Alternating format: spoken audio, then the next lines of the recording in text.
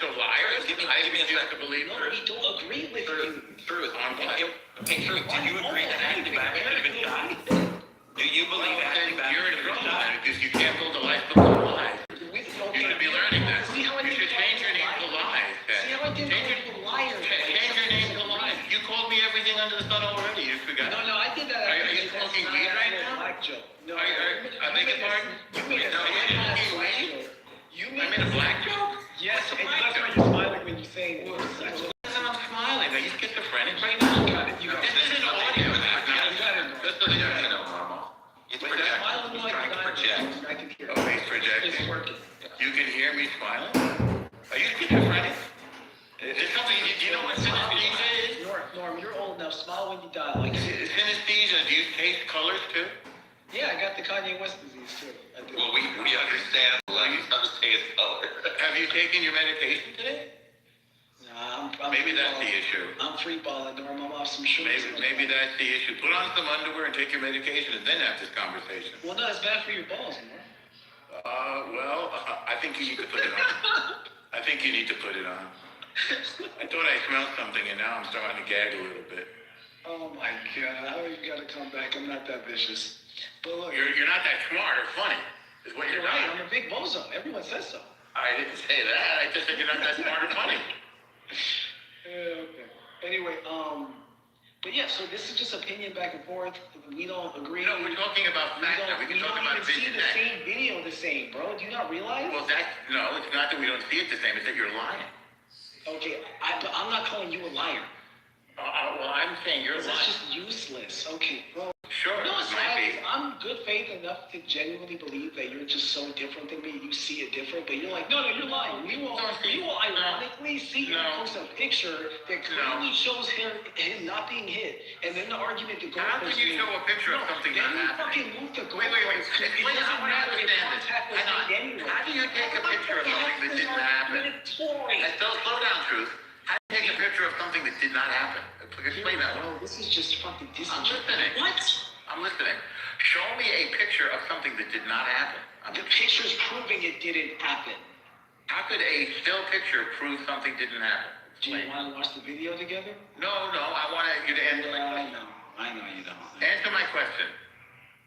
The picture shows him before and after shooting. At no point does the car make contact with his body. That car hit his torso.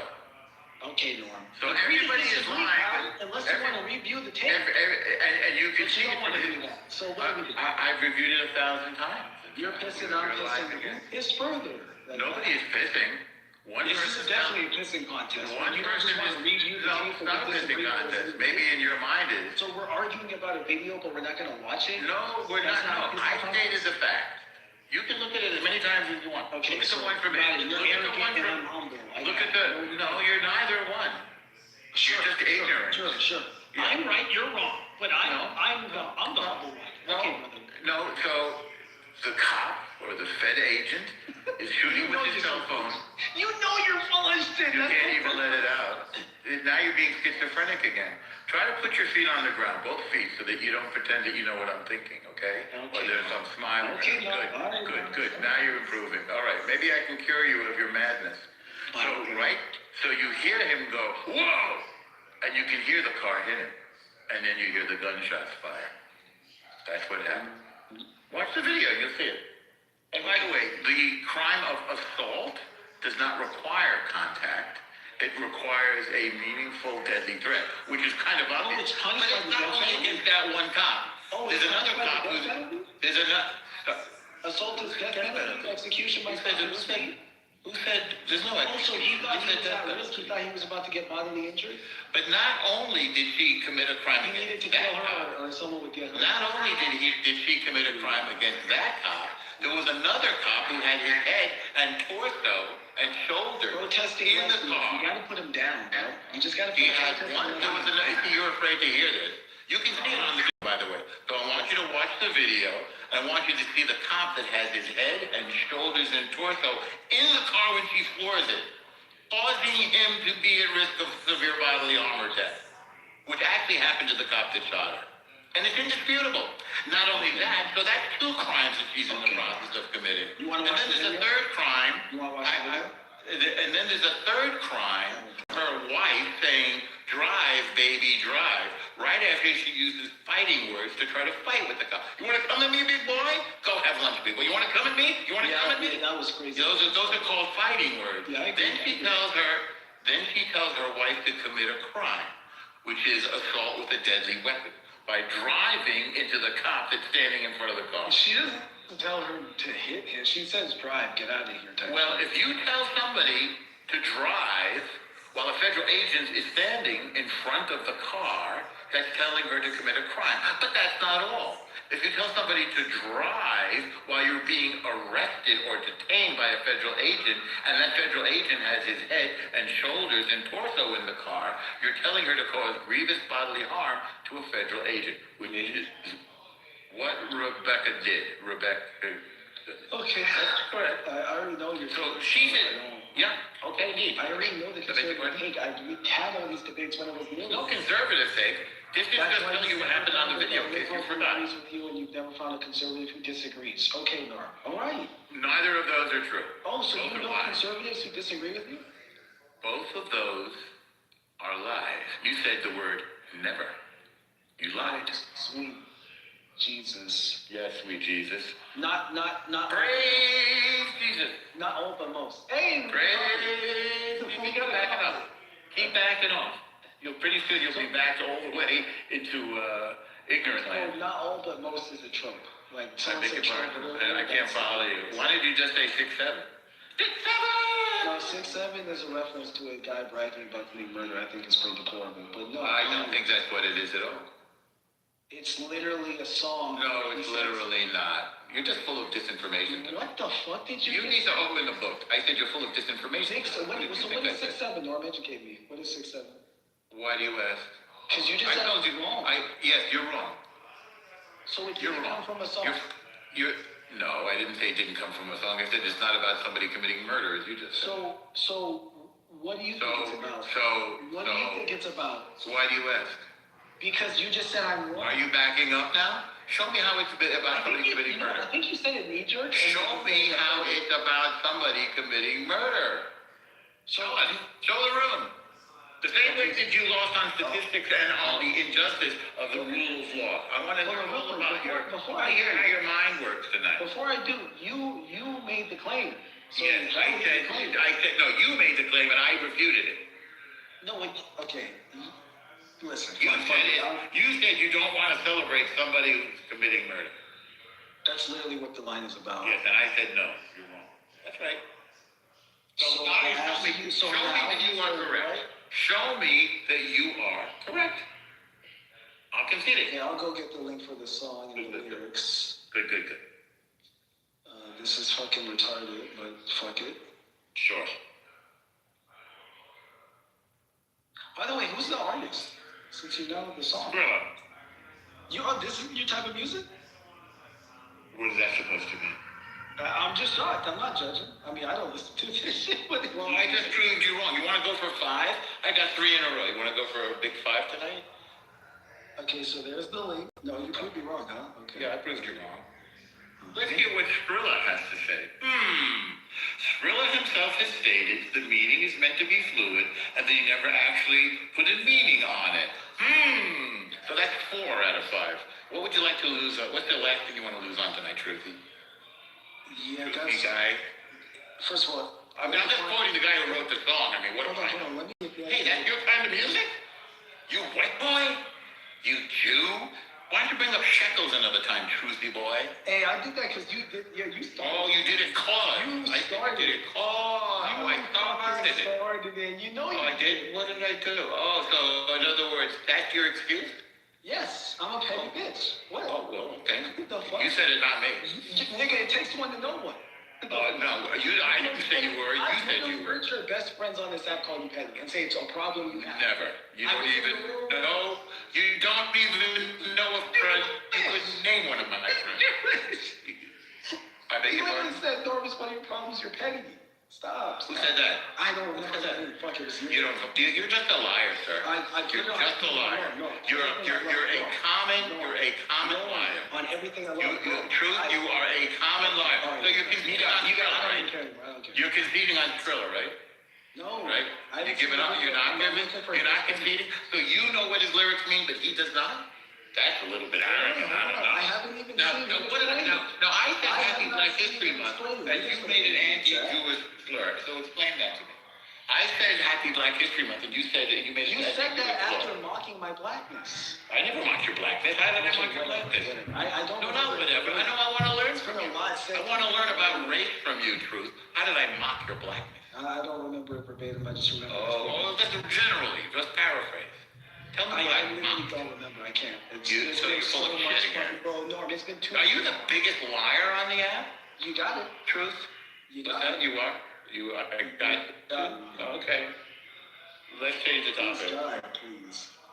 Let's change the topic. Yeah, just how long are you going to do this for? Yeah, can we agree that Trump is the best president we've ever had? Absolutely. We can change the topic. I don't agree with it. Can we agree that Trump is better than he is bad? No, Trump is better than Jesus.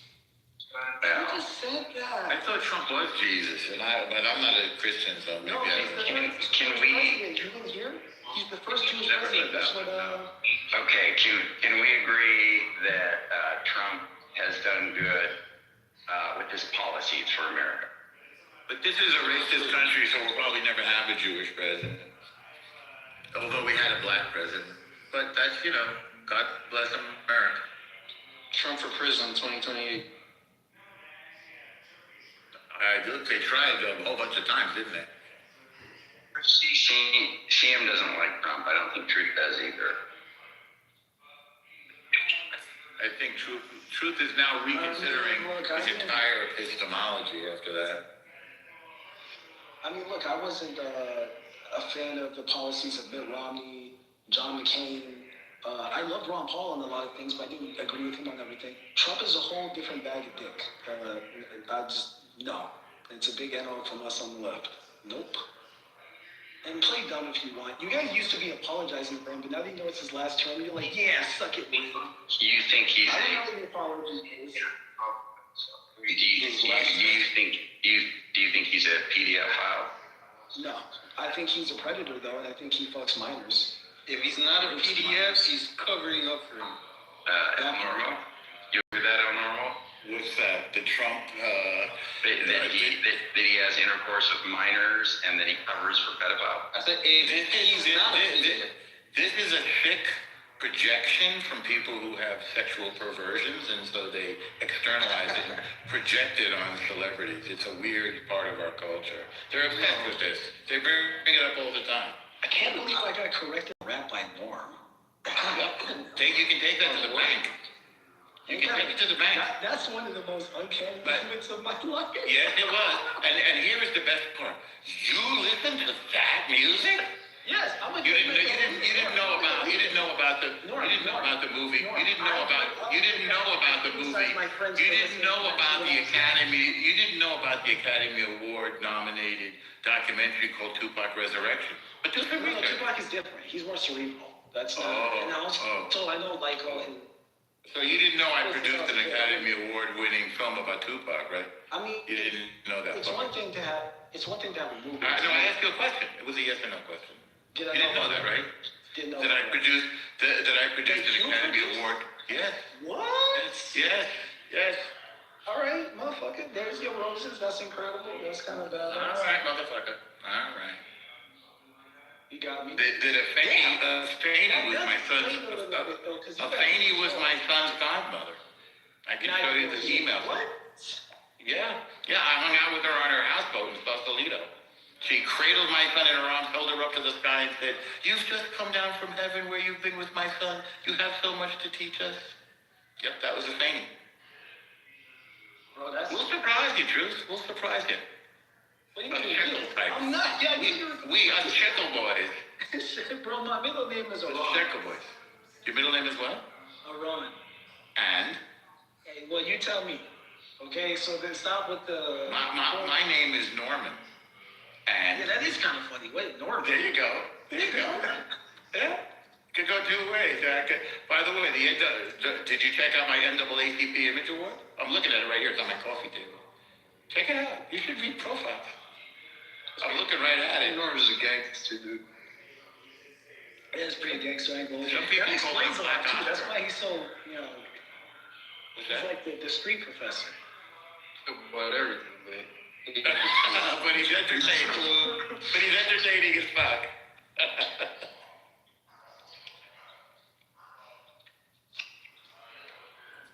No, that's pretty dope.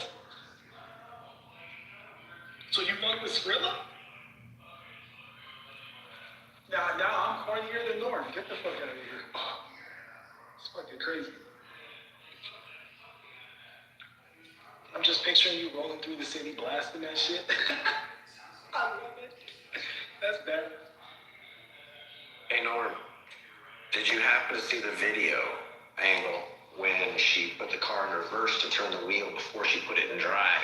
Yeah. And her partner was on the other side of the vehicle trying to all of a sudden grabs the door handle. I saw that. And the car was in reverse. The door was locked. Yep, and that puts that person in harm's way too. She's backing up a vehicle, potentially running over even her own partner because she's being irresponsible. These are all little things that get brought up into a case. So, I mean, this is why the people who don't look at the law, they look at the emotion of it and they don't pay attention to what it really states there. And that's why I was saying earlier, it's not about what we see, it's about reasonable perception. The guy who first pulled the trigger might get away in the second shooting. The guy hitting him in the face with the bear mace is not going to get away. That guy's going to jail because you can't hit somebody with something in your hand, So these are the things when you're looking at it, you got to look at, okay, reasonable expectation. Everybody wants to look at it from a spectator's perspective. And I often say this. How many times have you watched the video? I've watched it 50 times. Okay, an officer doesn't get that. He gets 0.3 seconds to make a decision of life or death. So we have to look at it in what the law states is the reasonable spot. Now, we also have to remember it says others. It's not just him that could be in reasonable personal bodily or severe bodily injury, but others. And could somebody back over somebody when they're not paying attention and looking up at their partner getting into trying to get into the passenger side? Yes. So this person was acting unreasonably, and that's why in this case there won't be charges. It will get dropped. The state will try. It won't go anywhere because of the supremacy clause. The second one will have some charges because you can't hit somebody in the face. They're going to say, we don't know what he was trying to grab when he was pulling, because he jumps on top of that woman, and then he grabs her bag as they're pulling her away, right? Why was he pulling her off of the snow? She was off on the curb. Leave her be. So they can say at that point, they're going to say, hey, we thought he was reaching for something. We didn't know. Okay, he had one gun there, but did we know if he grabbed something else? There's going to be all sorts of things that come into that one. But the bottom line is the guy who was hitting him in the face with the bear mace, he's screwed. Because there's no doubt he violated the law. Could I chime in, though? Because I think, and this comes from a law school dropout, but I practice in the legal field. So, but I went to finish law school. The one thing that you have the reasonable person is correct, but they don't ever factor in an unreasonable person for the other side. What they do consider, though, is that the other party is withdrawing from the situation, then the reasonable factor does not always stay into play. So if someone removes themselves from an active threatening situation, such as back up the car, try to turn to alternative ways, yes, he can say, I reasonably thought she was going to drive against and hit me, but he shot as well when she was backing up. So that can be the conflict that may come and to be questioned. Just because he's an officer of the law, they do have sort of implied immunity, right? So he can get away with it anyway. But there is a concern that you can sue based on a civil case if the partner and other people and surrounding witnesses can say that there was intent to withdraw, and the other people can still show that. But of course the victim is dead, so you really can't really prove that point. So it's going to be, I think, a stalemate. But as in the other case, with the bear mace and the gun. The gun was removed from him. There was no threat. There was no visible threat at all. And you have the right to carry in a state like that. There was no reaching for the gun. So that one, they're going to lose the case on that. Okay, Bree, can you tell me what it says about when somebody is attempting to flee and committing a potential felony? Do you know what it says with Renee Good in that? Because when they detain you, when they tell you to get out of the vehicle, you're detained. And if you attempt to flee, you're not withdrawing yourself from the situation. You are considered escalating it. Yeah, that's if you are an officer of the law. They're ICE officers. Yes. They're not necessarily officers of the law. They do have federal jurisdiction. They're federal officers. They're federal law enforcement by law. Yeah, they're law enforcement by the federal, but they are not necessarily have the same I don't think that matters. jurisdiction. Here's the deal. So Bree, you're more educated on this than me, so I just want to ask you the simple question. What law is supreme to the state of Minnesota? Is it the state law or the federal law? Well, you know that I think you're seeing it different. It depends on the jurisdiction of the action, right? Federal law, well, you've got to look at the case, the whole factor. You just can't come up with a blanket just like voting laws. The voting laws, for example, if we just go it up to see what our current president is trying to do, the state has supreme over the laws of which the voting, unless there is some type of evidence to show that there is malintent. But in this case, depending on criminal elements, right? So This woman is doing law for everything. No, I'm not. You didn't let me finish the entire case or the whole situation, because the supremacy of the federal jurisdiction, yes, can fall into certain cases, but you always have a case conflict in terms of state. Yeah.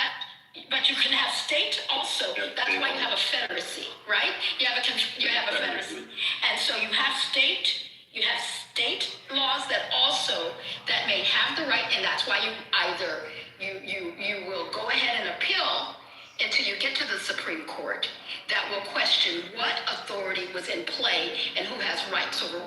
But when it comes to certain laws, if it's interstate. Shut up. Seriously, you don't know anything about what you're saying, Bree. But I think you're absolutely wrong. You have to. Hold on, one sentence, I don't take federal or states, you're allowed to run from a cop, on foot or in a car, either one. And they cannot just empty the clip on. That shit is not a thing. Look up. It is not a thing. Federal or Look up Blumhoff, 10-second rule. There's 3 court cases everyone in the room should know. Go research and then come back and try to have this conversation. Gardner, Plumhoff, and Graham. Yeah. All of this is under the Graham test, Plumhoff, 10-second rule. Wrong. They can fire. If someone is fleeing, if they perceive danger or danger to the public. In my opinion, there was no Plumhoff here. Okay? But the Graham test is what would determine whether this was justified or not justified. If Bree wants to define what Graham test is, great. She knows what it is. Otherwise, Yes, I do, but what I'm saying is, I'm not here to justify you. You don't pay my bills, and I get probably a lot more money than you do. The point is that, because I'm a professor too, I'm not looking to get my accolades from you. Your little minion world here here doesn't make me, I don't cry just because you want to have a career. Not a professor. You're lying. No, I actually am. You can Google me. Yeah, you can Google me. You're not a professor. What? I am a professor, but I teach international law. Yes, I do. You definitely don't. At San Francisco State, yes, I do. Yes, I do. Okay, go ahead. hey, Andrew, You're just jealous, so you're Andrew, trying can to. you hear me? Bring There's the no money. way someone this dumb is teaching kids. Well, hey, you know what? You've got a problem then. Because then, I'm not teaching kids, I'm teaching adults. Because when they're over the age of 18, and I teach, Okay, but what does that matter? my seniors Defend and your my position graduate with the students. Graham test. You're arguing over bullshit. Defend your position based on the Graham test. You say you know what it is, so defend your position based on the Graham test. I don't have to defend myself on the Graham test. What I already told you is that does apply. No, I did say that, but again, it's about the entirety of the case. claim you know what it is. What is it? We're looking at the entirety of the case. Position based on. We're talking about the entirety of the case. If you claim you know it but can't explain your position on how the Graham test would apply to this case or not, because if you It would can't only apply explain what it if it's is, under the Fourth Amendment. So it's objective and reasonably, right? Under the that has Fourth Amendment. That is nothing to do it. with the Graham test. Yes, it does. What are the 3 check boxes on the Graham test? I don't remember the whole. I'm not going to Because you don't know the Graham test. Yes, I do know the test, or you would say the 3 check boxes, and you would be able to give your opinion. And here's what's fucked up is I could make your argument for you better than you can based on the laws that apply, which is Graham, Gardner, and Plumhoff. And if Andrew was just awake, Dude, you just spent the last 20 minutes researching the shit. No, So, you didn't make the case. You didn't make the case. What the Graham You test didn't make the is. case. Dude, you didn't bring it up. If you felt so adamant about it, you would have brought it up when you first researched it. I did. Oh, come on. The issues that you already know is the severity of the crime, right? But there was the severity. Well, how severe? I said, well, when I told you at the very, no, when I told you, let me finish. What's 2 and 3? When I told you at the very beginning, you have to look at the details of the crime. What's Right? 2 and 3? I'm not going to go through the other ones. And then Because you you don't already know know about the threat and as well as Because you don't know them. but one of the pieces is that Because you active don't resistance. know them. I didn't think Good was resisting, so you can't win on the case because Graham didn't. Good didn't You resist. don't even know the next 2 check boxes. You can't Yeah, even dude, make your argument based on the test second that response, applies. dude. There's 4. Didn't you say 4? No, there's 3. No, there's 4 actually. No, there's 3. No, there's 4 actually. Okay, the There's name 4 is Graham factors. Google it. I have Googled it a long time No, ago. you didn't. Tell me. No, it's 4 Graham factors, dude. You're telling me there's 4. You can't even name the 3. Okay. No, I did name 3. The severity of the crime, the immediate threat, active resistance, and split-second judgment, right? Nope. Whether you are tense and you're so dude. That's not the I'm Graham. not. No, that's 4. Which That's one not else do the you Graham want to do? test. And That's in not the the Graham test. dude, You have no those are the idea what the Graham elements. test is. Where did you learn it? In your first year That's not the pre-law Graham class? test. No, it is the Graham test. It's not. There's some It is the Graham test. boxes. There's 4 factors in the test. She just Googled this, now she's... No, I'm not going to argue. I don't Google it. You guys are No, you know what? I went to Thomas Jefferson. That's why I went to Thomas Jefferson. Line me up, bro. Andrew, wake up. Andrew, I told you it wasn't the best, but I definitely went to Boston University and I went to other schools. So, dude, I'm not worried about it. I'm not trying to prove my love. I work at one of the best top companies in the nation, in the world. So I'm not sweating shit. So then you would explain that actively resisting or fleeing is... Finally. But I did say that though. I said that at the very beginning when I got on the stage. When she's withdrawing. Why don't you go through the fact pattern and then try to apply the law? That's very true. Okay. The facts So let's do it. pattern. And Let's I do don't know the whole this fact pattern of the Socratically. case. Hold on. Let's do this Socratically. Let's go through the fact pattern and then let's cite the law and then let's apply the law. Okay. So in the fact pattern, which case do you want to take? You want to take the second case? You want to take the case where you have someone who is approaching them Yes. and he has a weapon on him and he is approaching them with force when he's approaching them, correct? In that case, he wasn't approaching with force.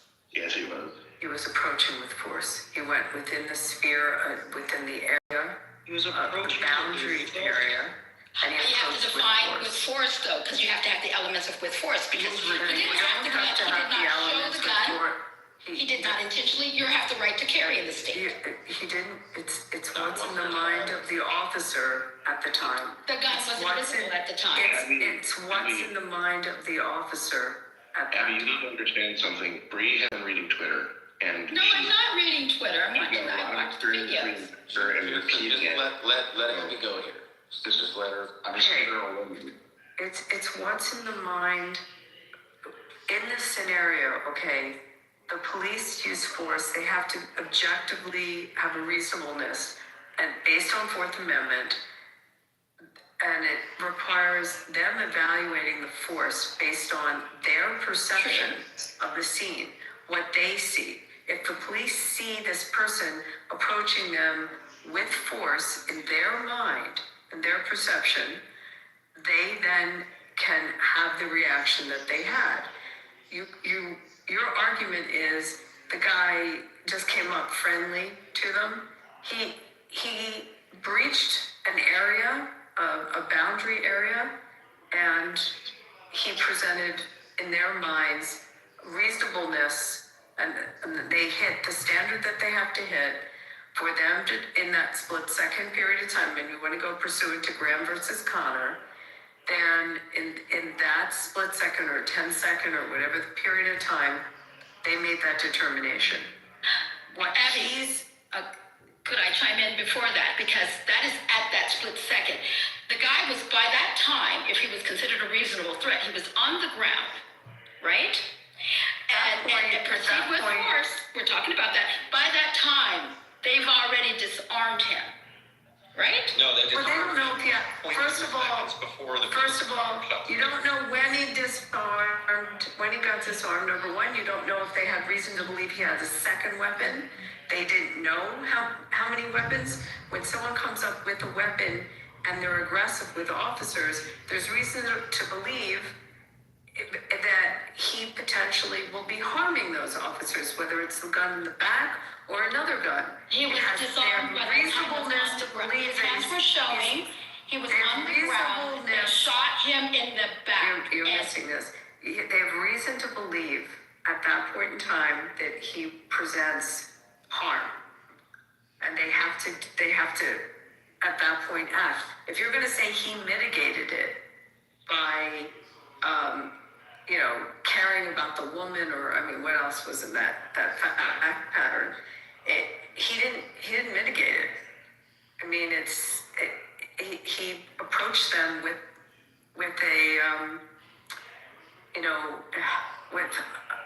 he didn't softly approach them. He approached them aggressively. So look at the grab. So he was going to aggressively shoot them with So the severity of the crime is that he had a weapon when he was going at police officers. And the phone was the weapon because the gun wasn't visible. No, the weapon was on him. No, okay? It was in the back pocket and you're about to. But he had video. You can see the weapon exposed earlier in the video from another angle. Okay. They might have seen it. He proposed an immediate That's conjecture. He proposed to me. It doesn't fucking matter if you think it's conjecture. If the officer thought it was conjecture, that's the point. It's what's in the mind of the officer. If it's reasonable that the officer could have had that conjecture, that's standard. Mind of the office. So the second thing is that the suspect posed an immediate threat. That he actually posed the threat. The reality was he did pose a threat. And whether the subject was actually trying to resist arrest. Was he trying to resist arrest? It also has to do with would a reasonable officer make the same move in the same circumstances. Can you also reach the topic of, yes, you are allowed to carry, but only for lawful purposes? Hold on. Exactly. Adam, you can back me up on this because Use recording. if you look up the legal definition between protest and riot, that actually changes as soon as any group of people creates threats, violence, vandalism, interferes with officers. There is a very small window. That's right. Once that happens, guess what happens? Your 1A and 2A go out the effing window. You just changed it to riot, and therefore you are not legally allowed to be carrying, which means you should remove yourself from the position in the area. He should have left, put his gun in his car, and then came back. You are required as a gun carrier. Now, I'm gonna stand on this as a leftist. I am anti-2A, and you shouldn't have a gun. Oh, there was a violent situation, and he had a gun. He deserved to get shot. That's how I've heard it before, posed. But here's the real situation. What we really should be saying, and most people would say, is it started to get violent. He should have taken his gun to his car and removed that gun because things can get out of hand and escalate quickly. That's what should have been done by law. And when your when you're a carrier, So much bullshit, bro. you ever been to a USPS carry class? They will fucking tell you when an officer comes up. Do you own a gun, I CM? don't give a fuck, bro. I have enough guns on my life. I can get a gun if I want to right now. Common sense. But Angel, I'm telling you what the facts You're are. also- I'm telling you what the You're facts also missing. You're also missing the bigger component is jurisdiction here. He's a federal officer. It's a federal officer in the act of a federal duty. Did you hear what I just said? It's a federal officer. I'm not going to dispute whether it's a federal officer. May I finish? It's a federal officer. I'm not disputing that. In the act of a federal duty. That's not my Where point. in like wild world of of sports, weapon. where does the state get jurisdiction? Tell me where. Federal officer in the course of his duty, as in his job as a federal officer. You can always contest it. We were talking about that. How? I'm talking about it in the case of the voting rights, right? You have the constitutional rights of the state separation of power. So That's irrelevant to a No, supremacy I clause brought here. it up because there's no blanket rule of the federal government always having supreme, except for in certain parts of the There is most certainly. It's an amendment to our For constitution. example, if I make my voting rules, you can't override my voting rules of the state.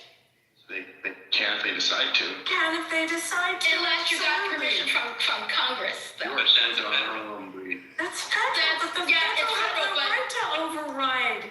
If it's, you have the state, sweetie. But you have a balance between state and What's your federal. name, right? No, you have Listen, a balance. the We know state that federal has, court, state but you under the can't 10th Amendment has You can the, always- let me just you get can this out. always The 10th escalate. Amendment You can is always granting the state the policing power for the health, safety, and welfare of its citizens. Okay? Their governing power, health, safety, and welfare. However, it's subject to the supremacy clause. If it Sure, conflicts the with supremacy the clause right there, Supreme... but I'm still going to the point of the voting rights. But so in terms of Any of these laws, voting, it could be health, safety, and welfare of the citizens.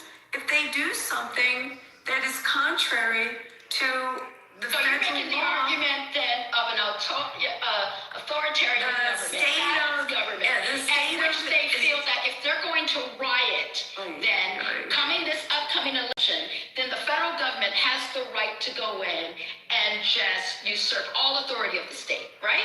well, hell, didn't JFK do it? Didn't JFK send in his troops to do exactly that and take over the school system in Georgia or then in He Little didn't Rock? stop an election though. What is the difference of I'm going just using in? that as an example. He used that for the integration. of But schools. an We election, understand. if you decide you want to have a bunch of non-citizens go to the voting polls, Oh, I love you as a conservative.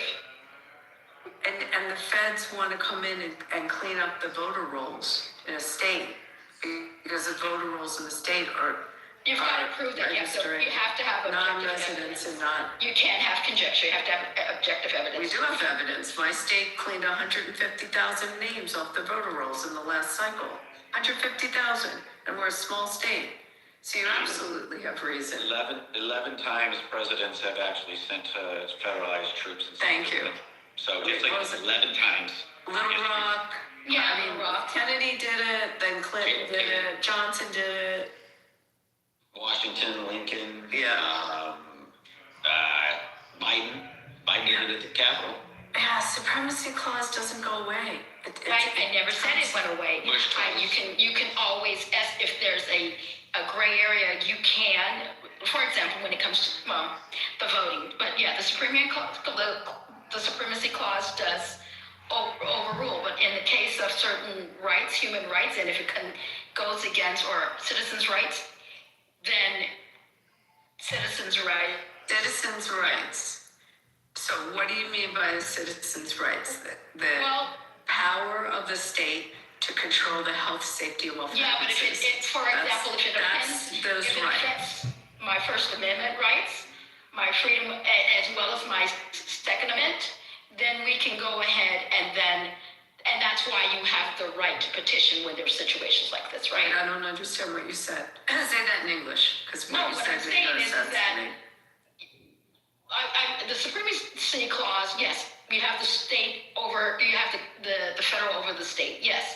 But when you're citizens of your state, either don't have due process because of the issues as it relates to their First, Second Amendment, whatever amendment we want to go through. If they don't have a due process, with what respect? Give me an example. Due process, let's say. I know what due process is, but give me an example. What is happening? Give me a. Oh, I can give you a fact pattern in terms of citizens that are not getting the due process. Only need to state. Or U.S. citizens, but do not have. Oh, here we go. I want to give you the example. Here we go. Is that your only example? You asked for an example. I didn't ask you to judge it. A question. So that's your only example you have? Well, that one's an easy one. That one's an easy one because they're committing a federal crime. Are they committing a federal crime by protesting? Absolutely. Don't they have the freedom of assembly and to protest though? Don't they? Are they non-citizens? No, I said U.S. citizens that are held. Well, you didn't say that. I did say that. You're saying a U.S. citizen. U.S. citizens. I didn't Okay, say slow down, sweetie. A U.S. No, citizen. don't call me sweetie. I'm not your baby. Honey. I'm not your baby. Honey, it's a No, U.S. I'm not your honey either. You're Dominican. U.S. We don't citizen. do that. Yes, I said U.S. Somebody's sensitive. No, I'm not sensitive. Yeah, you were sensitive earlier. He was doing it in a considerate way. No, but I don't like It's a sweet. different way. No, that's sweet. No. Sweetie, I've been telling you the law, reading it from Yeah, the book. I'm reading the law. I'm trying to, Ema, I'm trying to. Let them have their conversation. I can't get her to see this. You've got to, when you talk about law, you've got to, don't talk in abstract. You have to talk in specifics. Well, I gave you in the order case. to illustrate I do. it. So now your hypothetical is a U.S. citizen that is getting detained incarcerated for protesting. No, It's not stop protesting, for I a said second. it's detention. Hold it. You have a U.S. citizen that is being detained and being incarcerated as a result of protesting on behalf of the movement to get rid of ICE. Is that what you're saying? I would say yes. Is that, so that's your fact pattern? They're not impeding Wait, is that, hold on, slow down. Is that your fact pattern? A U.S. citizen out protesting against ICE being in the country, and they get arrested and get detained or incarcerated. They get incarcerated. Yes. Okay. So what is your concern about that? That's What's the problem? That's where I'm saying, as a citizen of a state, let's say I'm a citizen of the United States, but also a resident or a citizen of Minnesota. I am now illegally, you break down my door because you don't, ICE agents they are not issued. They do not have the authority to enter your house. So wait, you're out, hold on. Are you outside at a protesting? Where are you? There's two things. You can protest and you can go to your home. Let's just give you the scenario. Or you're out there in public and you're detained and then they can find you. You're out in public. And then you are detained. That's my You're out in public. Are you with a gang of people shouting? Are you banging on cars? No, you're not doing anything that is destructive. So what are you doing when you're out protesting? You're expressing your First Amendment rights. How? You have the right. I know what your rights are, but how are you expressing yourself? Give me your facts. Get the facts. Your facts is that you're holding a sign, right? You're holding a sign outside. And you're telling, hey, you're not wanted here. What else do you want? So you're holding a sign saying you're not wanted here and you're outside protesting. Now I have a question. Was that protest a permitted protest? Was it permitted? Was it permitted? Let me finish. Okay. Was it permitted under time, place, and manner restrictions under our law? Many of the protesters are not going to be permitted, right? Because no, that's that. Actually, you're wrong. It's a very strict level of scrutiny to deny. It depends. May I finish? Yeah. You asked a question. They actually use the highest level of scrutiny in order to, in any way, limit a protest. However, a protest still has to be within the confines of time, place, and manner restrictions. That's true. And manner restrictions, because of what I said earlier, the issuing authority is protecting the health, safety, and welfare of their citizens. So a protest has to have some limitations, and they get permitted. So you're now outside holding a sign, I assume with other people around you. Is it a permitted protest? Is it at the right time of day, or is it in the middle of the night? Is it in the middle of the street? Are you chaining yourself to streets? Are you blocking traffic? What's the manner that you're protesting? Are you protesting in a manner that will be an obstructed manner for the free flow of commerce that day? So those are things. The protest Do you does not understand have what I'm to be at? Does legal. anyone else want to jump? No, I'm going to chime in because a protest doesn't have to be permitted to be legal. You didn't let me finish real quick. A protest does not need a permit to be legal. As the First Amendment protects your It right most to speak. certainly does. No, it does not. It protects your right to peacefully assemble. That is what it does. Does the government have a right to time, place, and manner restrictions? The government can require permits for certain types of public events.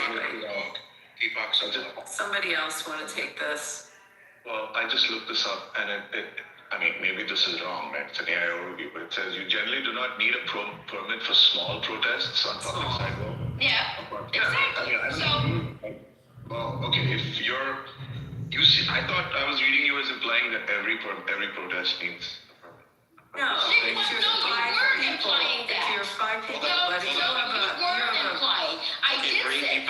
Hold on, let me read the official, okay? First Amendment protects the right to free speech and peaceful assembly. City regulations, Minneapolis, law requires a special event permit for assemblies that 1.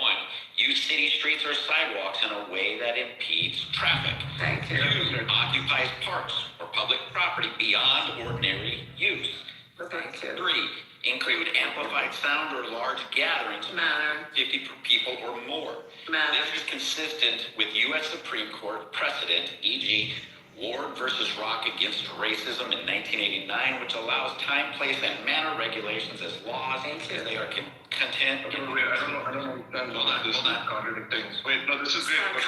It's not contradicting. You can have your little group of people, but if your little group of people decides to take out drums and trombones in the middle of the night on a street that people live, it's time, place, and manner, and you will be arrested. Okay, but what's the upshot of this? Like, what is Brian Vela trying to get to? Like, the point I don't know. I'm trying to explain how the law I works. feel like you're asking for a lot of people that may not be necessary, right? No, I'm asking. No. Because if someone gives this scenario, Try to prove me wrong. I'm not trying to do that, Bree. That's actually not what I'm trying to do. I'm trying to get you. I'm doing. Everyone quiet. Everyone quiet for a second. I am trying to do something called. Just let me say it. No, I'm trying to moderate here. Look, you guys can have this conversation. I'm just trying to understand the point that Brian Vela is getting to, right? And depending on that, like, you can ask for a bunch of details, right? The details might be relevant. I'm not saying they're not relevant. I'm just saying, let's see what conclusion is she trying to draw? Like, what point is she trying to make about this hypothetical, right? Before we get hung up on the specifics. Okay, that's all I'm saying. My point was that when a U.S. citizen can get detained, and the intent was she wanted to drive out what condition does the U.S. citizen need to have around them in order for it to possibly not be legal or legal, so that the federal government, if I understand your intent, because my scenario was to show that there are situations where due process is not followed and U.S. citizens are being detained by ICE. That is a fact, and that the First Amendment right and Second Amendment right, such as the right to carry, etc., has been violated. I believe that her first statement when she got here was, "Let's be Socratic." Are you? That's what she said. Trying to do that. She did say that. I think you don't know what that means. But he doesn't want to have a Socratic method. It takes up too much time. It's not. And then at the end of it, you look at where you end up, and then either you disagree or agree. But if you don't answer the questions to end up somewhere, then you can't get there. That's No, true. but That's what I'm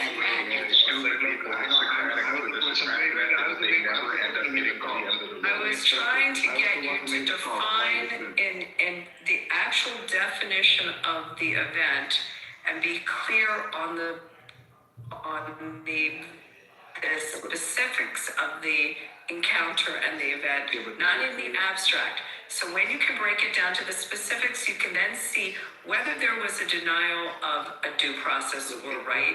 But you have to define the case study. Yes, but there's so many right now. But you weren't doing that. You were talking in the abstract. Yeah, but I think I'm looking at a lot of the cases where I do feel in this current administration. Just look. Now we know what conclusion Brevela has drawn. What specifics do you think might be relevant here, Abby? Like, What I think would be relevant is the behavior of the victim in those scenarios, whether the victim was in their law right, protesting, they were protesting either at a permanent protest or it fell within time, place, and manner. If the victim, whoever was ultimately harmed, did anything that caused a provocation, and if the provocation was something that crossed the line, that then in the mind of the officer, there was a threat.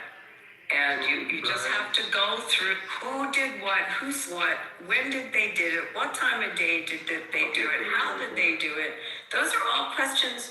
When you have someone make a blanket statement, someone's denied the due process, I will never just accept a statement like that. I want to know, I gotta break a fact pattern down. Okay, I'm sorry, that's how. Deepak, can I just read something?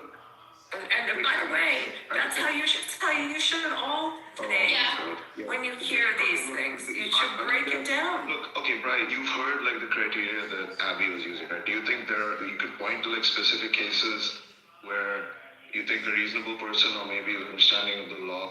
Yeah, my understanding of law, and we'll go back to the Alex case.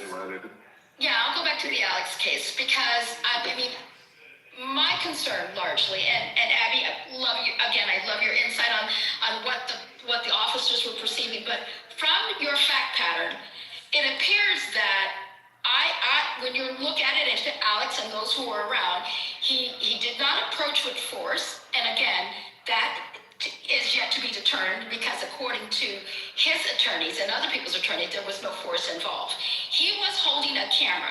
So a recording, according to the Eighth Circuit Court of Appeals, right? You can record, you have the right to record a police or federal agents, ICE and CBP, in public places as long as you're not physically interfering with their work, right? Okay, so quick question for you. Just looking at this, was there any interaction between the officers prior to that time when he approached them out the street? Yes, there actually was. You can see the video. Another video shows him being pushed onto the sidewalk and told basically to stay out of the street.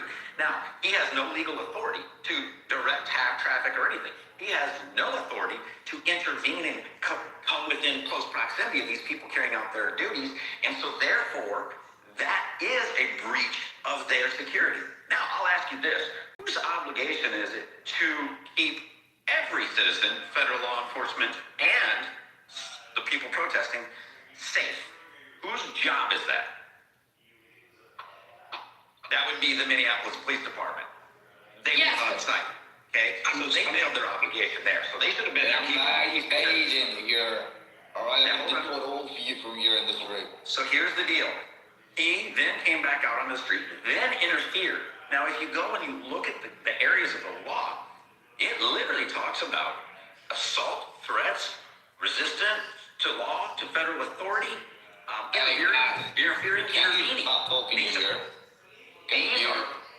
These are all things that are all facts if you look at the law. And if you look at the law, these are the things that are going to matter in the case. Now, he had an interference before. He was told to stay on the sidewalk. He ignored them and came at them again. Okay? So this man has a history of defying authority. Which would then put in the reasonable mind which puts in the reasonable mind of the officer that he is a potential threat. Absolutely. Because they've had a history now of his behavior. I mean, it's just. And Abby, there's threats. They literally showed video body cam footage of these officers being told, drop your badges, I'll fucking kill you.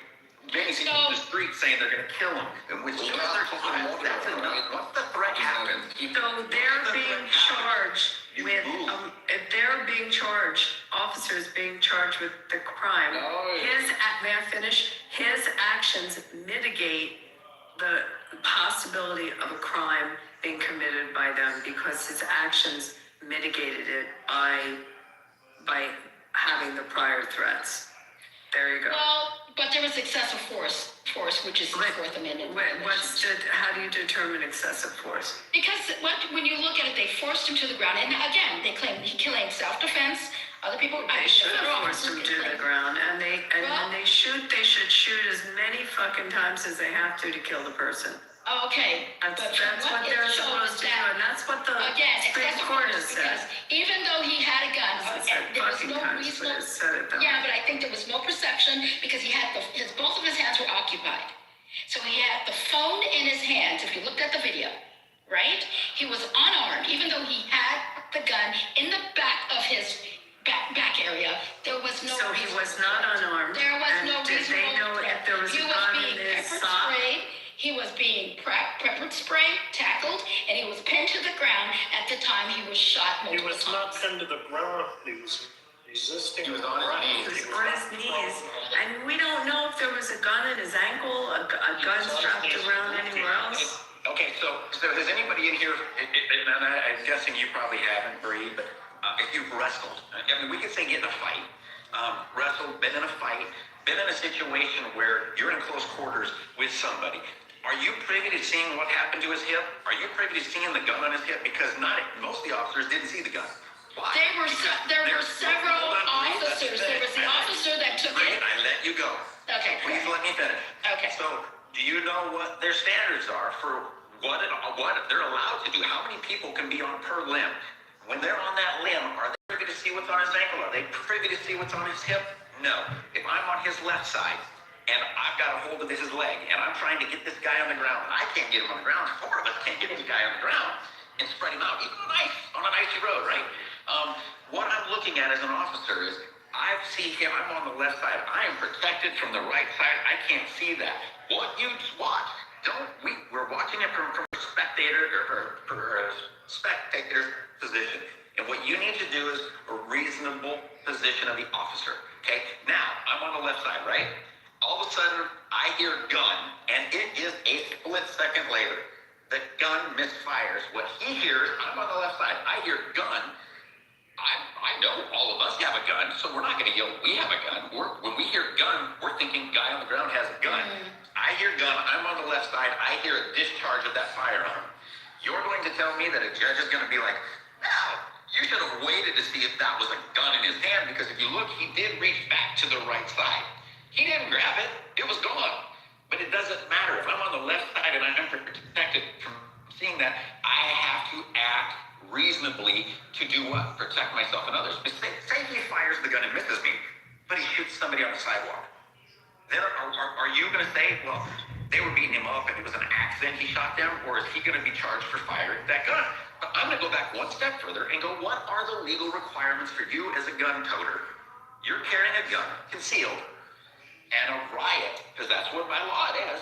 There's violence, there's threats, and there's intervening and interfering with the officers. All of those things lean to riot. What are the legal requirements at that point? To remove yourself, the weapon, from the scene. So these are the things that you have to look at, Bree. So now I'll let you go, and you can try to tear apart the legal ramifications of what I just said that hold it to a certain standard.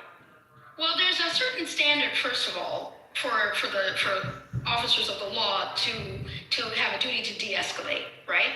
Even though you have a reasonable fear, I understand the reasonable fear, you still have an obligation to de-escalate, right? Yes, so when he's on, excuse me? You asked me right, so I'm going to say absolutely. I agree with you. If you have the time to do it. But When they try to de-escalate, he grabs the woman and he drags her in the street while they're pulling him off of her. I disagree with that No. narrative because I'm telling you I think we have to see the. I'm sorry. I'm not going to. I understand, but you've got to look at the timeline and the timing of that. Because at what point you can look at a video and look at the reasonable fear, right? And at which the responsibility and that Reasonable fear of who? For him or for the officer? no, for the officer. You can see, you can look at that, but you can also look at the. You got to look at the fallacy that is the cell phone versus weapon fallacy. Because first of all, he had a cell phone, but he had a weapon in the back. He never touched the weapon in the back, ever. He had a jacket. You can see you saw the shirt go up and you saw the gun and they circled it when you saw it multiple times, right? But his hand was never reaching towards that is a fact. And there is no other factor towards the reasonable fear at which the officer must distinguish between the defensive posture, which is okay, and an offensive threat. And from holding the phone in his hands, there was no offensive threat. That cell phone was a pocket rocket. And did you guys see the video that was prior to him being unalived, where he kicked the police car? Oh yeah, that was like a week before. Yeah. Ice, you left out something about the facts of the case. The CPD was brought in to do crowd control because ICE was in the donut shop trying to apprehend somebody, and the protesters were blocking ICE from leaving the donut shop. That's what spawned this whole thing. And we don't know what happened prior to the video rolling in complete detail, but CPD was there to do crowd control. With the chances are, a reasonable person could understand there was probably some encounter between the people there brought in to do crowd control and the crowd at the donut shop that was further down the street on the corner, and they were pushing them away from that corner and had been for a while. And so something probably happened before this video started rolling. Wait, so can I just read out the Wikipedia? Hang on, I've been hearing a bunch of things about how the incident happened, and honestly, I don't really think one incident is what our focus is. As a country, we just as people, I guess, we just focus on individual isolated events, and it's the whole thing that matters. But since we're talking about this, right? Look, here's the story according to Wikipedia, right? And I don't know. I feel like this is contradicting some of the stuff I've heard just now. The video shows Peretti recording agents alongside two other civilians when two agents walked into the street to confront them. One agent pushed a civilian wearing an orange backpack 28 seconds before the first shot was fired. Peretti moved towards the sidewalk, attempting to help two others being pushed by agents. Peretti stood between the agents and a woman being pushed, quote-unquote, briefly putting his hand on the agent's waist, and was pepper sprayed by the agent. Peretti held up his hands with one hand holding his phone and the other held up to protect himself from being maced. Peretti reached to wrap his hands around the fallen woman, apparently trying to help her up. An agent shoved Peretti and the woman fell, still embracing. According to the New York Times, Peretti then tried to pull away and made no threatening movements towards the agents, who pulled him backward and forced him to the ground. Peretti was restrained by several agents on the ground with both of his arms pinned down by his head. The agent then pepper sprayed Peretti, hit him with the pepper spray canister multiple times. Wow. Another agent in gray removed Peretti's firearm from his hip. A third agent, who had been focused on trying to pepper spray the fallen woman and had his back to Peretti, turned around to Peretti after hearing someone yell that he had a gun. Around 5 seconds later, the third agent drew his weapon and shot Peretti at close range, with his arm visibly recoiling in recordings of the event. There's a little bit more. When the first shot was fired, Peretti's gun had already been removed by an agent in gray, and the shooter was standing there. This is just recapitulating the salience. The shooter also had the sight line to see that the agent in gray had removed the gun, but it is unknown whether he witnessed the removal. Fired 3 more shots into the back of Pretty, who appeared to brace himself against the pavement with one hand. Pretty collapsed, and then the 2 agents had fired a total of 10 shots in 5 seconds. Okay, but where it's wrong is his hands were not restrained. He was on his hands and knees. There was one point in time in which his hands were restrained. He was moving away. He pulled his hands out of the officer's hands, and he was moving. He was not prone on the ground. He was not complying. He was I thought he said that he was not resisting. I thought his voice said he was not resisting. I mean, I don't know. I probably resist the person back me with a pepper spray can. Can I have I guess. you prone on the ground with your hands and legs spread? That is not. No, it's true.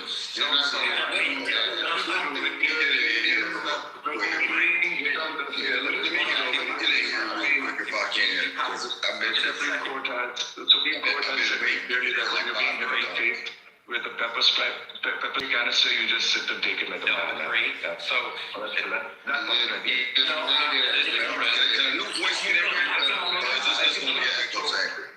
I can tell you the source where it says Pretty was restrained by several. So you're disputing this part, right? Pretty was restrained by several agents on the ground with both of his arms pinned down by the head. Angle of the video, and there are times in which his hands are restrained. There's times in which they're not. There is a time after his hands were restrained where his hands were not restrained. It happened at the same time that the guy hit him in the head with the mace can. He was not complying. He was resisting arrest in every video I've seen. You're saying you're making 2 different claims here. One is that there was some point in time at which his hands weren't restrained. I'm not sure what the relevance of that is exactly. And the second is that, like, he was resisting arrest. I mean, like, what do you mean he was resisting arrest? He's down on the ground, right? He's gotten pepper sprayed. He's getting hit on the head with, like, canister of pepper spray. Pursuit, what do they tell him to do? At the end of a high-speed pursuit, they get you prone on the ground. You're flat on your stomach. Your arms and legs are spread in what they call the prone position. He was on his hands and knees. No, you're not answering the question, though. In what sense? Watch the video and closely, and you will see exactly what I'm saying, which is at one point in time, his hands were restrained by 2 of the officers. After that, his hands were not restrained, and he was moving around. He was not pinned. He was not prone. He was resisting. He was moving. That is technically. William, how can you differentiate? Let's just get this. Sorry, go ahead. No, thanks. Go ahead. Thank you, Deepak. How can you differentiate? I don't know. Have you ever been jumped before by more than one person? When you're being jumped, right? When there's more than one person coming at you, there's a fine line between protecting yourself from not getting hurt from everything that's happening, and then, I mean, like, yeah, you're not, like, how can you differentiate him and say that he's resisting versus trying to protect himself? We already saw and know that he was trying to pick up the woman. We saw the pepper spray happen, right? Pepper spray, I mean, like, that's in your face, that's one thing. And now all of a sudden resisting would be fighting back. He was bracing down because he was getting jumped. And by you saying, you can't differentiate that. That's your points. A lot of things are happening. Anybody is going to rightly protect their body parts, their limbs, their face, their structure. He wasn't fighting. He wasn't punching and pushing, right? Resisting by bracing down to protect yourself by a bunch of external pressures who just, I don't know. Right. Let me jump here. I have a question, though. I've been waiting for a while. I like to jump in. No new questions. No new questions. We're holding one thing at a time. No. We're talking about the same shit, bro. It's the same shit. Go ahead. Yeah. Then just when people jump in, I have a question. Usually something. Yeah, but I've been waiting for it. I've been real quiet. I've allowed everybody to get in front. Please keep it on topic. Thank you. Would you allow me to speak? Let me know when to speak. It sounds like he doesn't want to be on topic. I don't know. You want to go ahead? You're weird. But anyway, here's the point. The question, I know, I can tell. The point of it is are any of these people paid protesters? I fucking knew it. I knew it. That 3 second pause. That 3 seconds pause can tell you that that's all we needed to know. People know that care to fucking give a TED talk or some bullshit. Okay, look. So Bhima, I kind of said mostly what I wanted to say. So does anyone have a response to that?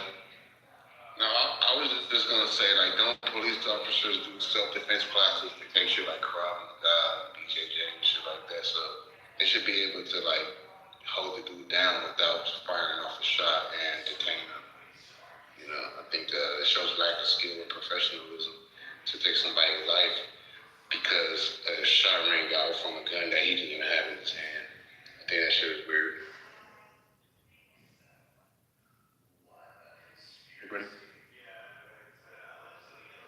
I mean, Bhima's point is simply that like there's a difference between like resisting arrest and like protecting your body parts when you're being like smashed in the face with a pepper spray canister, right? You don't force yourself to your knees again. You go face down and get your hands out, as I think it was Williams stated earlier. There's a prone position, and that keeps you from getting your face beat in. If it was me and I'm getting my face beat in, I'm putting my face to the ground and I'm covering my face with my head, just like if somebody were kicking. That's easy ice to say, like hindsight, though. But when these things are happening, right? How many times have people done that, and their arms and shoulders have just been broken off? I mean, like, there's just so many things. What do you mean? You just said without hindsight, because that's exactly what an officer is required to do, and what the law states is viewing it without hindsight. Now, you're an officer of the law. How many officers get shot in the line of duty a year? You don't know, but I'm going to guess it's all. Sorry to drift off topic again. No, she wanted to talk about the fact that you weren't in a prone position. You know, there's a justification for the officer to act in their way. He had multiple points, multiple people touching him, grabbing him, pulling him in different ways, right? He just didn't have one direction. It wasn't just one person telling him what to do. It wasn't clear. It wasn't okay, this is what I'm doing. It wasn't get on you. Do you know what I'm saying? There was people coming from all over, and he has to. It's complete chaos in that moment, and I think that it's unreasonable. What's he required to do by law? What is he required? It's not about what he's required to do by law. It's about what actually happens. Because, dude, when you're being jumped, when a judge tells the jury, do you know what the judge tells the jury before the case even starts? He explains the laws and how they are to view them and interpret the law. That's what the judge does. And so, why is that? Because they have to understand what is expected by the officer and what is expected by the person being apprehended. When you start to resist arrest, the laws start to change. I beg you to please go read the laws. Don't interpret the laws, just read them. And you can have all the laws on the book. Sorry, what is this guy? We have to make oh my God. Look at other cases where cops got shot. What type of shit was that? Okay, that's great, CM. But like, look, if we're gonna look, the point at issue is whether whatever was happening there counts as resisting arrest, right? And I still don't see it. I mean, you're saying that there's a very specific position you have to go into when the car. It's like it's like in kindergarten when they say crisscross applesauce, right? You cross your legs or you get sent to the principal's office. Like, no, I suspect that's not quite how the law is supposed to be interpreted, right? Like, obviously there's behavior that's going to be clear to a jury and a judge as being resisting arrest, right? And there's another set of behaviors that like won't be, right? And from what I read in this description, it doesn't sound like he's resisting arrest, right? So he's down on the ground. He's protecting his body parts from getting smashed in with a pepper spray canister, right? At some point, his hands were pinned behind his waist, right? Now this other guy is disputing. He's saying he saw the video and he's saying that's not true. I mean, okay, it's his word against the New York Times, I guess, who's done a freeze frame of the whole video. But okay, whatever. Look at my picture, and that's one of the freeze frames that they've done. They've shown this picture all over. You can see, this is the point they started shooting, and you can see his right hand is free and up off the ground. It's reaching out towards the right side. On the left side, you cannot see. If he's I don't know what I'm looking at. I'm sorry, but I just, one frame is hard to like, what am I supposed to be looking at? Like, what do you see in that picture? You see his backside with his right hand completely free, nobody's on it. I have no idea what I'm looking at. The problem is I've barely seen the original video. That's your evidence, bro? Are you serious? That's a freeze frame that everybody's just looking at. It's just a limb. It's sticking out of like a boom tackle. There's one person in that video that You can't see. It looks like two people, to be honest. It's two people on the right and left, and then Alex Brady in the middle. Alex Brady is on his knees in the middle, yes, and he's his right arm reaching back. You can see the other officer standing up and they're starting to shoot. That's the point at which the gunshot started. They froze it there. To give context, do you all understand how hard it is to get shot by the police coming from someone who's had a gun on a police officer? I have to not put me through yeah, but this is not police, though. This is ICE. Federal officers. Yeah, I'm pointing out why it's irrelevant. Yes, but they may not have the training as the military, as the Minnesota police would. Not that the police have like, amazing amounts of training all over the country. So, okay, even if we're going off the context of so you want to play semantics, federal versus local police? No, I don't. I want to play the game of categories of people matter, right? Like ICE is not, like the military is not the police for good reason, right? We don't send the freaking Marines in whenever, someone's house gets robbed. They don't have the training to know how to deal with that. That's not their jurisdiction, sir. It's not really jurisdiction. They don't have the training, right?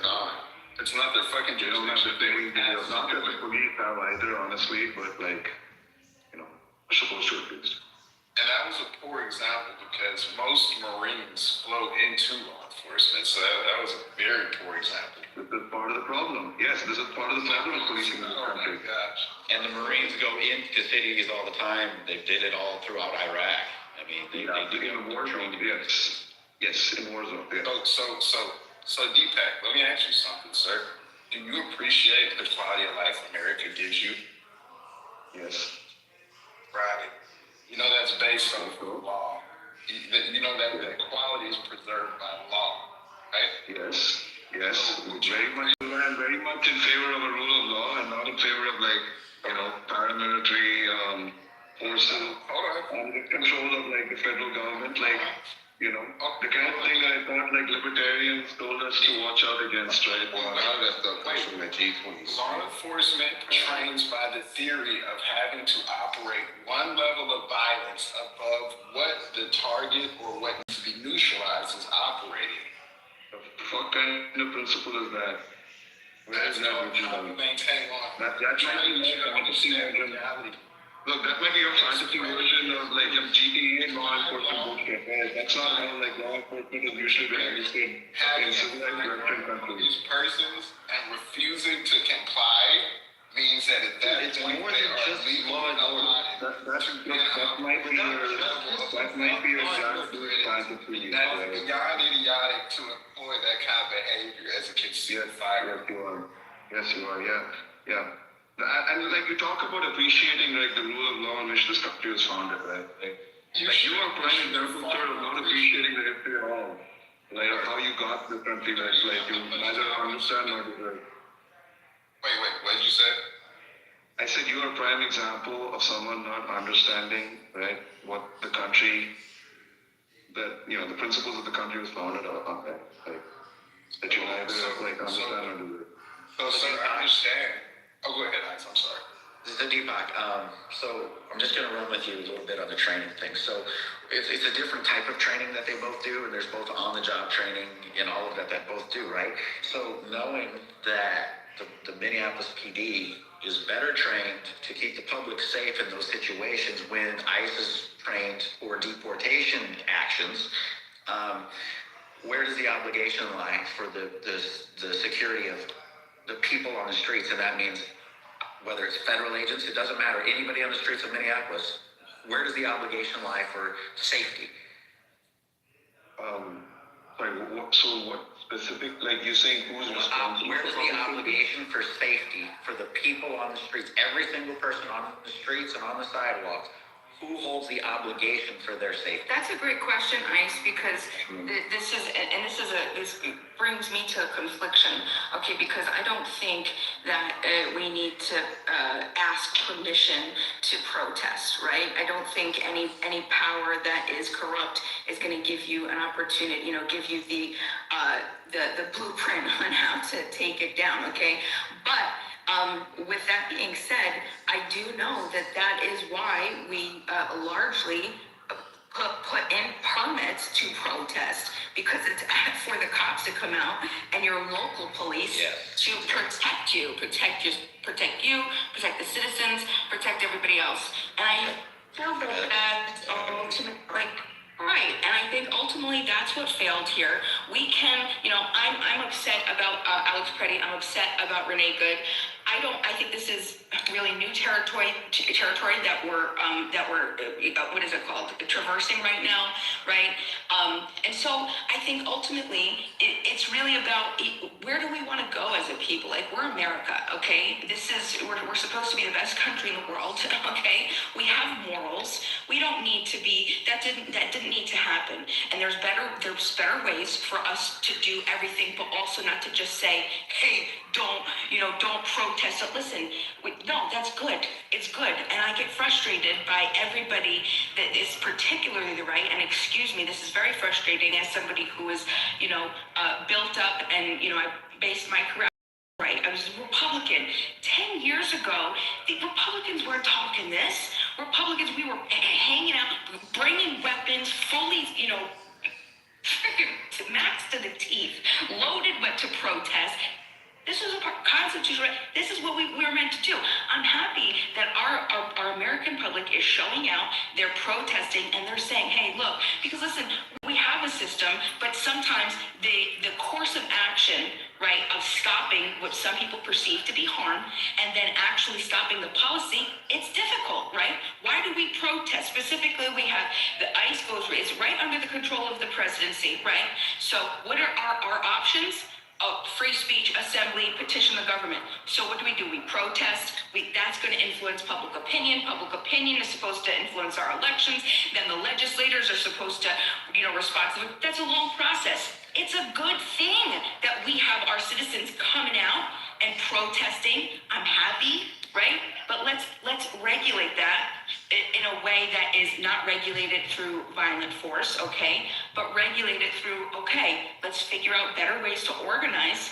So it just didn't need to happen. Whether it's we put it on the local jurisdiction, the mayors, the governors, that they should have been out there. They should. Even your county executive. My county executive goes to any little thing that's popped up. That's all he does all day. He's been to every single protest. It doesn't matter how big or small. He shows up. He makes sure everybody's protected. That stuff should have had. There should have been something else there, right? And so exactly my point. And what we had is we had a governor and a mayor just really being, let's just call it anti this administration, so they didn't want to cooperate. Now, certain counties in Minnesota do cooperate and have said they work great. And actually, they've said they've gotten a little bitter because they want to take credit. ICE wants to take credit for it, but a lot of very violent people were handed over to them. Those counties, the sheriff said, no, we'll cooperate. Minneapolis was different, right? Sanctuary City. So we had that issue. Now, what happens is I throw this out there. There's a history in Minnesota, and we all know it. They burned a police precinct down. They've looted. They've literally set buildings on fire. They have burned cars. They've pulled people from cars. They've literally destroyed a federal vehicle, stole classified documents, stole weapons from a federal vehicle. We've watched all this happen just recently. And that's the difference. You just said it. The right went out and protested, but they were peaceful. They had guns. They were loaded to the gills with guns. They were loaded to the gills with guns, and nothing happened. So this is my point. Hold on. I'm just about done. My point is, there's a very difference. And the problem is the officials in every city and state should be very aware of the the reality of what's going on. It was all over before these shootings happened. It was all over with these guys being pelted with ice balls, snowballs. They get them, pour water on them, throwing things at them, pouring things on them, screaming at them, telling them they're going to kill them, telling them they were, going to beat their ass. All these things were going on for days. It was all over the news, social media, and yet they didn't do anything. But what they did is they came out and said, well, our police officer is more worried about preventing important things like murder.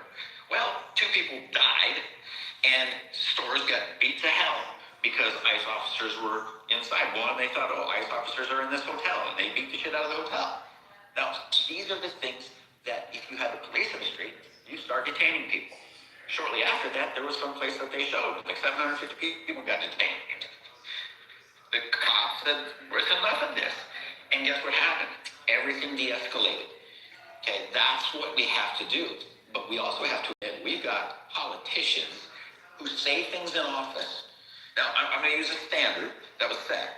You can look it up, fact check me, but Trump said peacefully and patriotically walk down to the Capitol. Now, some of those people became assholes. Some broke windows. Some did stupid shit. We're not going to disagree there.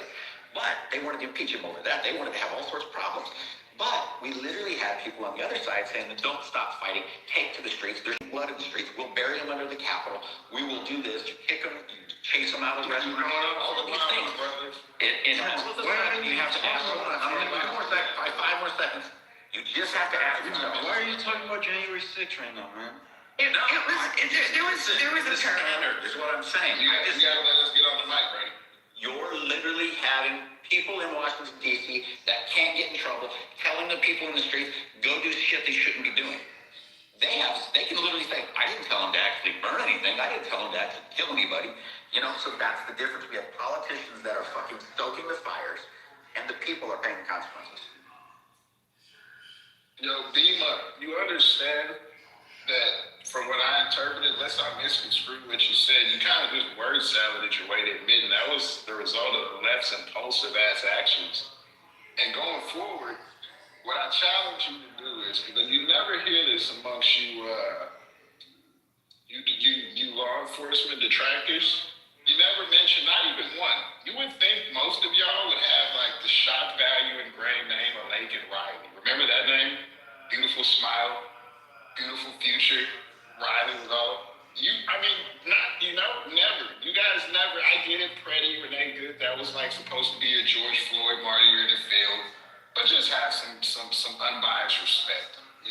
Mention some of the other people who were like good, contributing members of society and not purposeful agitators in a fucking protest. Yeah, I don't think that's why they're out there. Yeah, I don't think that that's fair at all. I think that's fair. I don't think that you're being, take it for what it's worth. But I don't think that that's. I can't even deem you to be credible, right? Because what you're telling me is that one, you know that these people have only gotten a paycheck and that they cared zero about what was actually happening. You were able to be in their brain. You have all these magical powers. Hold on.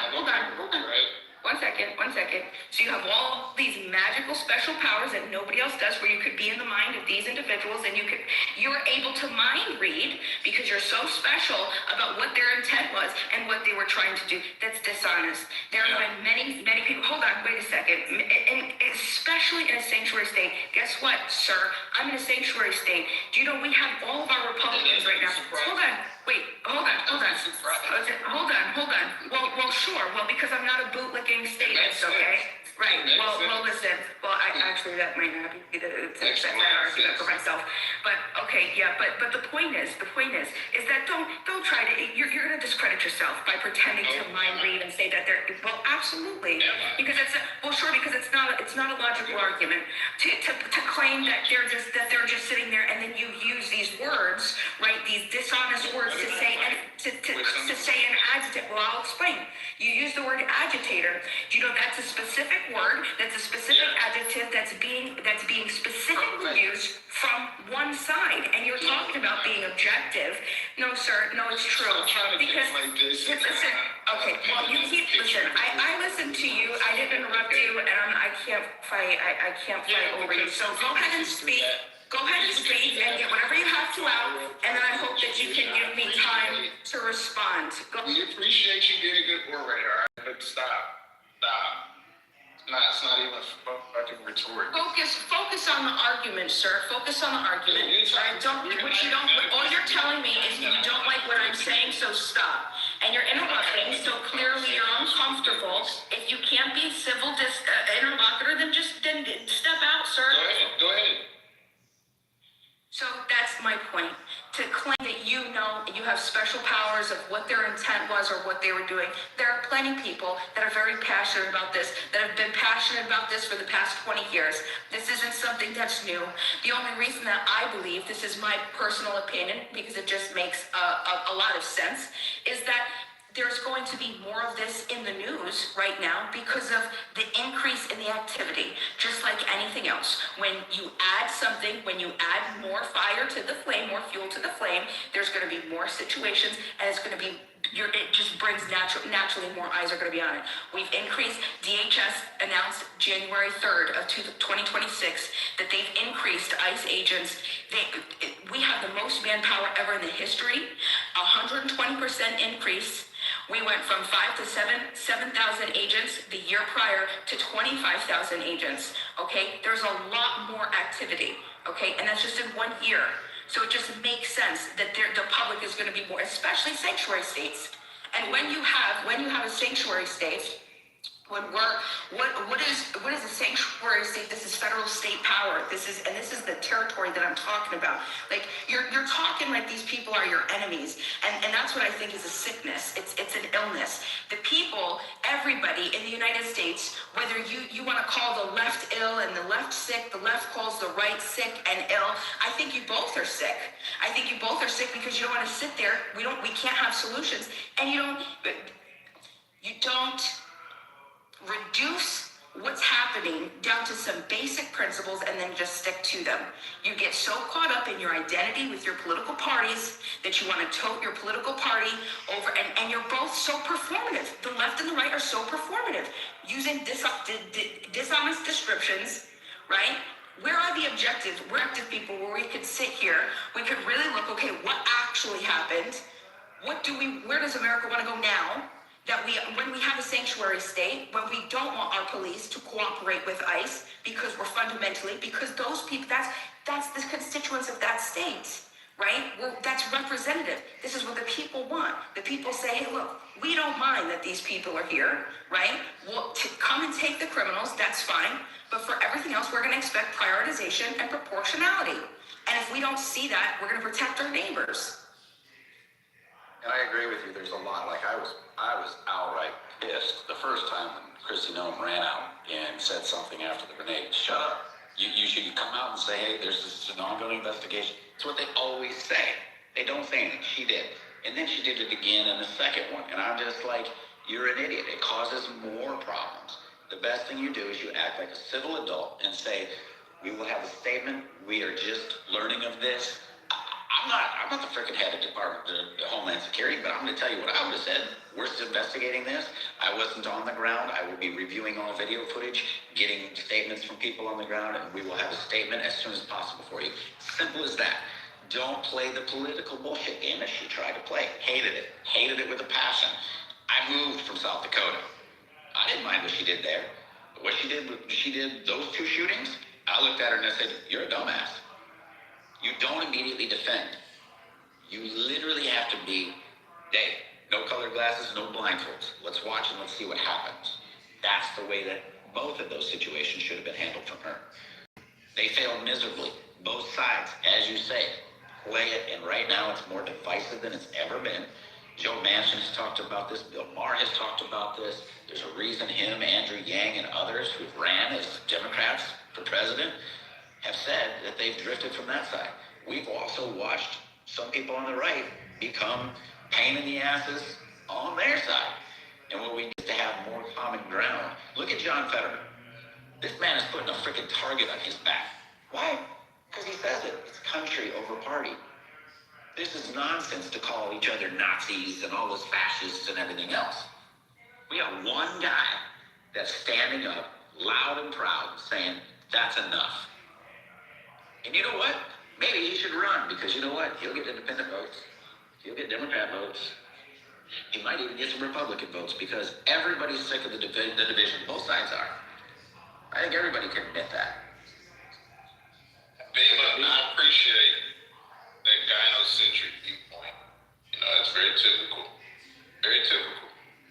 Because that was a very performative, as you said, performative display of just that. And I just want to say, what do I want? I lean more right. People, when they sit and have a conversation with me, are like, well, you're not as far right as I thought. No. The law is the law. If you want to change, you go to Congress and you get it changed. You start. Or you overturn it. You challenge it. And here's the deal. You don't do it in the streets by threatening to kill people. The funny thing is you have people yelling about ICE with masks on while they're wearing masks. Well, ICE isn't coming to your house and just arresting Ema or Bob or Joe or me or Abby or anybody else. What are they going after? One thing. But guess what those protesters are doing? They're literally getting people's numbers, addresses, and doxing them. No, they're recording your pictures via Palantir software, and they're getting your face biometrics and putting it on a list. Yeah, and we also have the evidence that they were using Signal, and the fact is there's a guy, his name is, I believe, Alex Q, who was summoned to that position 15 minutes prior. He got it. Before that, Alex Q was very active on Signal on that group chat. Since the day of his shooting, since the time of his shooting, moments before, Alex Q, I'll be there in 10 minutes, I think he said on his last message. Since he's been shot, Alex Q is no longer messaging. There's issues with that. They were literally running plates, doing those things. That's not okay. If it's all going to come to light, we can't have protests like that. I'm with you. Take to the streets and do it right. Hell, Martin Luther King, look at the shit that was said to him and done to him. What did he do? March peacefully. He was leading by an example. You don't think he had anger? You don't think he had frustration? Oh, hell yes, that man did. But he knew you don't win that way. Start showing compassion. Somebody calls you that freaking nasty freaking name, you just, I love you, brother, and just keep walking. And you know what? He got more done than anybody because he finally had the balls to say, I gotta be the bigger man. So let me be the angel advocate here. I'm going to challenge you on it because I feel, as I'm going back to the theme of the room, you know, whether Trump is evil or etc., the compassion I feel has been overrated right now because, as they say, woke is dead. Being compassionate, empathetic is dead, right? I'm of the opposite mind. I believe in empathy and compassion. But what I've seen in this world, which is why the people are divided, right, is because the leaders of today, whatever side you are on, is driving the narrative that I hate you, you hate me. And the one thing that resonated with me one day was when Trump said, well, God says love your neighbor, but I say hate them. He said something, I'm paraphrasing, but that's what he said. And if you're getting that from the top down, you're only going to spread the sickness. That's just my opinion. Yeah, like Obama encouraged guys to fucking marry each other. Hey, I'm not in their life. What I am is I've got 3 children that I need to raise in this country, right? And I need them to understand what compassion is. Because what I do believe, and this is just from my spiritual belief, is that it says, and this comes from me, saying we have to love one another. And by love is the greatest power to produce change. Whether, because if we're both in a boat that is about to sink, we all go down together, or we figure a way to fix it. Kids say if you take a more staunch stance on who they follow, have them follow some gay sympathizer ain't gonna turn out nothing good. See, I taught my daughter to understand politicians are corrupt and they're fucked up and they'll kill people just to stay in power. And that's kind of the people we want to be running our country because it's ruthless to rule the world. And it takes a narcissistic person to be able to do what they have to do to run the world. And every politician is exactly the same. I taught my daughter to look for people that show empathy in that realm and not to idolize people like sports stars, rock stars, politicians. I didn't rely on the fact that the president of the country is supposed to be empathetic, even though they lie, cheat, steal, and murder, and have for our entire life, and probably the entire life of this country.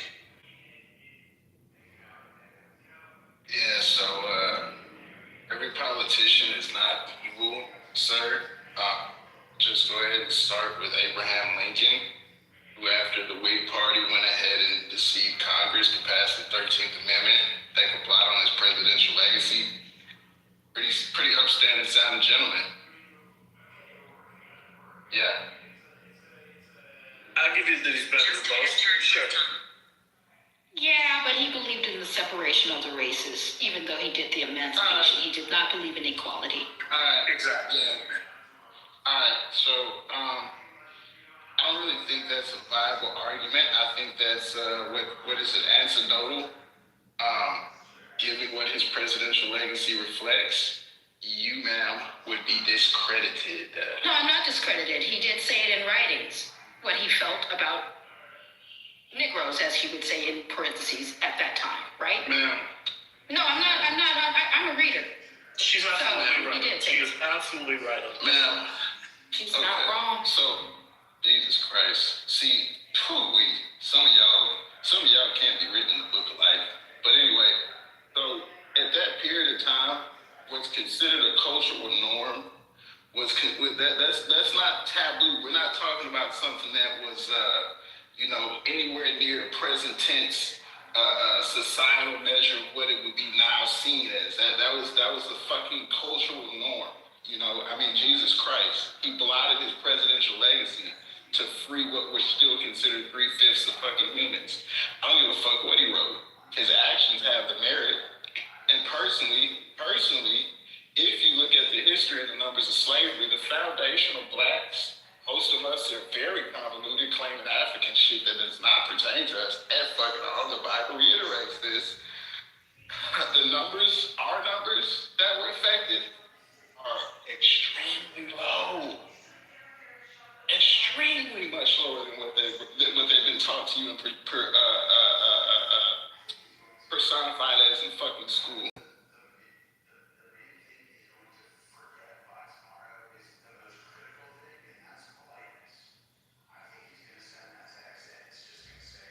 If you read the history books, though, the Civil War wasn't about slavery. It was about the preservation of the Union. Well, my point was that all politicians ain't evil. And this nation, the liberties we have, we enjoy. The reason why, there's a fuck ton of us from all different walks of life that all want to be here and are grateful to be here is because of those men and the ideals that they had. There's also about the expansion of the Union. Those are nuances that are, attached to this great vision. Just don't be so content with it. I think that's if I were to give you any constructive criticism, I know you didn't ask for it, and I know you definitely won't likely consider it or care what I have to say. But it's frustrating when so many people don't think that there's better ways that things could be done, and that we could have better solutions, we could have more peaceful solutions versus constant violent back force always. If we were, and if you believe in all of the things that you're saying about this nation, you understand that it's been an evolution from the very first document, from the Declaration of Independence. Okay, that was a set of principles that superseded the ideals of the time, the practicality of that time, and abolitionists, women's rights. We look to that to continue to push for the principles that all human beings are created equal with unalienable rights by their creator. Pursuit of happiness. To life, liberty, and happiness, right? And so what I would invite everybody to do is not be content. Know that likely there's a lot of things that we're doing wrong today, that we're going to, in 25 and 50 years, we're going to look back at 100 years and say, wow, right? The next generations are going to say, what were they doing? What was grandpa doing? All that they just sat back and let that happen? That's incredible, because we're going to be at hopefully such better places. Keep pushing for better options, for more reasonable options. We have to stop the tribalism and stop looking at everybody as our enemies. If you want to categorize somebody as your enemy immediately, I I don't trust you. I don't trust you because you're not being honest with yourself. Because you're saying that our neighbors here, culturally, we actually want to harm each other. And we know that that's not true. We know that we all are human beings. We get up, we have our little issues, we got our health concerns, we got our family, we got the kids, we got the career. We just want to live, love for the short little time that we have, praise God, take our gifts, and continue, just like everybody else. So how can we maximize that for everybody and not cause harm? And just coming out and, oh, it shouldn't have protest. So look, there's so much division. Where can you, what I would ask you to do if you were to make a claim about anything, learn to falsify your claims. Like create null hypotheses instead of statements. And then sit with that and present it to a room so you don't get yourself in an echo chamber. Bima, that's literally the definition of having a gynocentric outlook. That's not the reality of the country, of our poise and magnitude and sphere of influence. I'm willing to die on this following fucking hill that this is all partially fucking laden and that pure, putrid hatred for the reemergence of definitive, lawful, order-following, statute-imputing, white, Christian, straight, staunch masculinity coming back. The return of law and order. I swear to God, this is partially laden in that shit. Years ago, when Colin Powell and Condoleezza Rice were trotting around, y'all didn't there weren't this many hyper-focused fucking geopolitical overnight wizards. Now everybody's fucking got a fucking digestible take on how the Trump administration is making 45 fucking mistakes from Monday. You know? Fuck that. I'm dying on this hill. I might sound crazy, but fuck that. I don't know why you keep saying gynocentric. Like, you don't think that, like, logic is Everyone deserves the chance. Everyone deserves the chance. That's no, not reality, man. So hold on. We're not talking about reality. We understand how oppressive and tyrannical and authoritarian people and human beings can be, right? Especially people that even in a conversation and are exposed to the idea and a reflection with a mirror shock. Hey, look, you're being a little, you're contradicting your own statements, okay? Man, you understand in real time there are conglomerates that hate each other's guts, but to oppose us will work together. We're facing almost destabilization of our fucking dollar. Saudi Arabians didn't renew that contract that fucking, his name escapes me. What was his name? It wasn't Carter. That they do their business deals in the dollar, the reserve contract. The petrodollar. Yeah, there you go. Thank you. They didn't renew that. Like, I mean, you're talking as if we have the luxuries and liberties of like the fucking, 80s or 90s, or maybe the economy was just a little bit more forgiving and things were nicer, so that there weren't certain things moving on the horizon here. Now, I'm not even talking from the perspective of considering Iran imminent, which I don't think it's imminent. I think it's retarded that we're not, there's no way we're going to war. It's too much mutually assured destruction and too many facets. But anyway. But isn't that the point? I'm just going back to what Peter Thiel, who's the money man behind all of these people, and which is why I think this shit is evil, is because Peter Thiel's philosophy, who funded J.D. Vance and one of the biggest donors behind Trump, he has a very different philosophy that he doesn't believe in competition, he believes in power. And power is his ultimate goal because he doesn't believe in sharing. There's a philosophy that he's behind. This is not speculation. You got to read his mimic theory, right?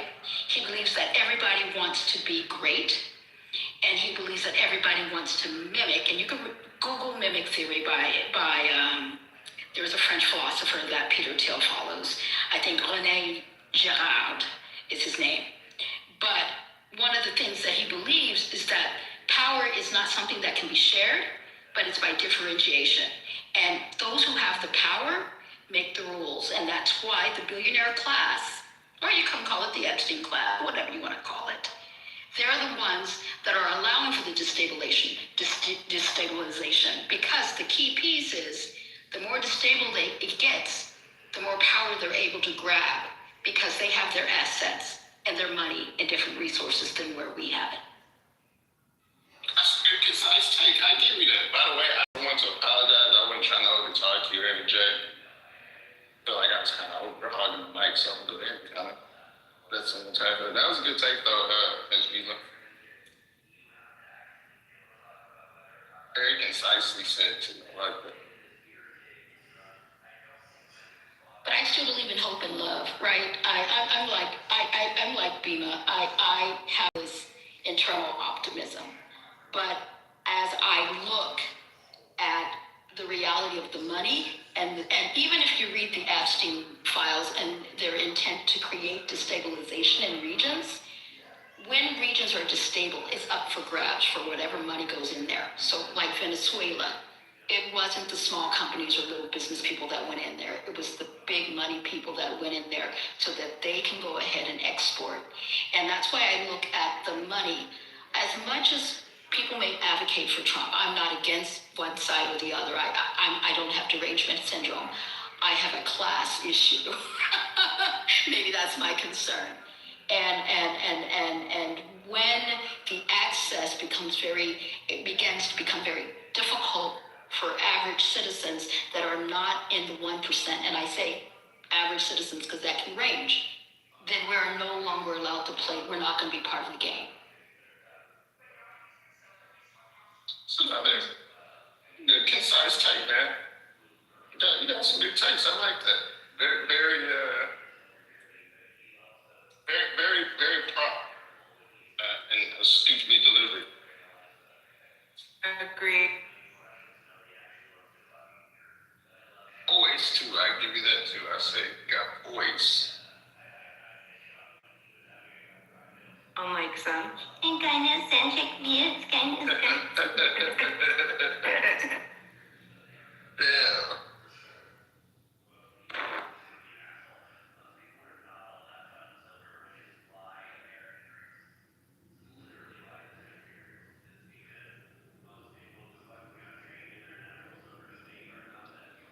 Mike is on you, Alex.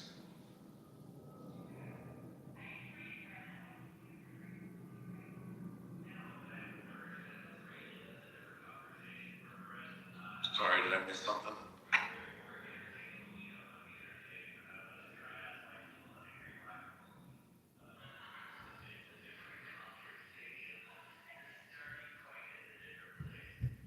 We're waiting for your logical mic that you have, Ice. You seem to have a balanced opinion on many things. I didn't hear the very last couple things you guys were talking about. I was in the chat, so I apologize. I wasn't really focused. So.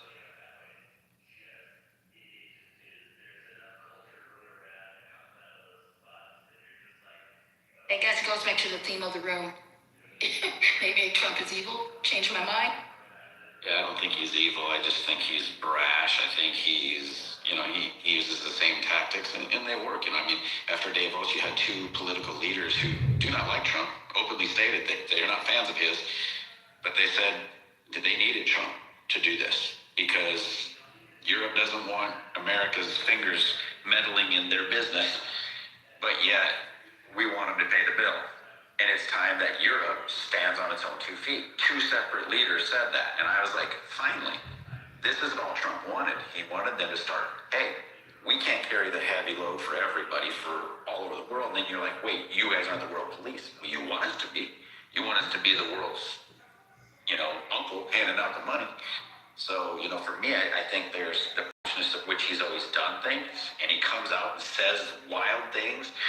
But in reality, he knows I'm only going to get part of that. But if I start really freaking crazy, they think they're winning, So I think that's what he does. So he just kind of goes with some side-ass stuff, and that's where he is. So do I think he's evil? No.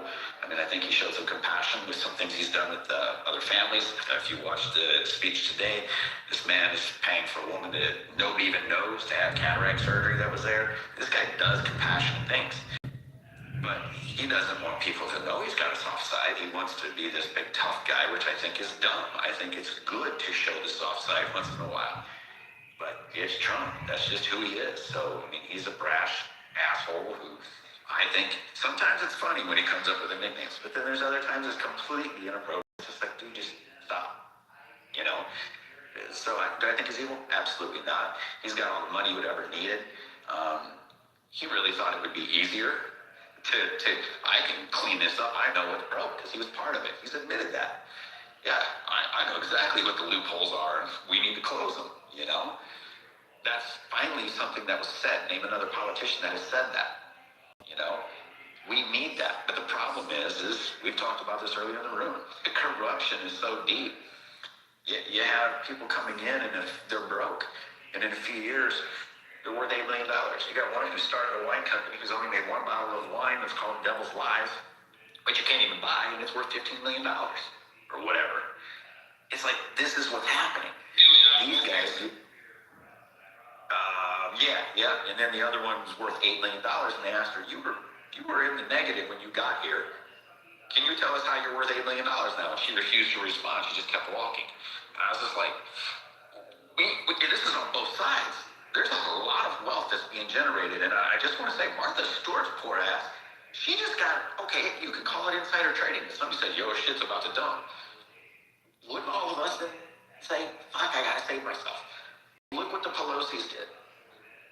Bought a bunch of NVIDIA before they pulled the deal off for the government. Then, after they got a whole shitload of hell about it, they held on to it for a long time.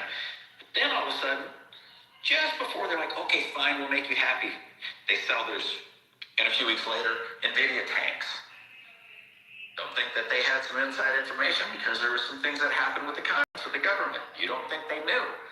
We let politicians get away with it on both sides. And in my opinion, every single person that starts gaining net wealth, we need to be looking at, why did you bet? I don't think a single politician should be allowed to invest. Their close immediate family and people in their extended family should not be allowed to be investing in anything that they are voting on or passing legislation on, passing bills that might be giving contracts out. Because guess what? I'm going to call up my friend, Ravella. I don't know how you say her name. I hope I get it right. But hey, here's the deal. I can't do this, but you put in $200,000 and Lockheed Martin will be worth $2 million in 12 months. We can't have that happen. It's time that we put our foot down. We need a legit Doge. They do have laws against that, but the problem is that it's difficult to track. Like, you can't tell who knows what, when, where, why, and how, unless you track every phone call, everything that every person knows, and every person knows. Actually, Shai, that has changed. The Foreign Corrupt Practices and the corruption offices in the current administration have now closed down. People have stepped that down, and there's no enforcement. The FCPA or any type of corruption is right now being squashed at DOJ. That is a fact. You can research it. No, that's fine. But the point is, people act like with all the things that happened under Trump in the past, 1 year have been happening for the entirety of America. And that's not the entirety of America. That's a small glimpse in American history, right? It's a blip on the map of American history. And things can go back. This is I don't care that certain things changed recently.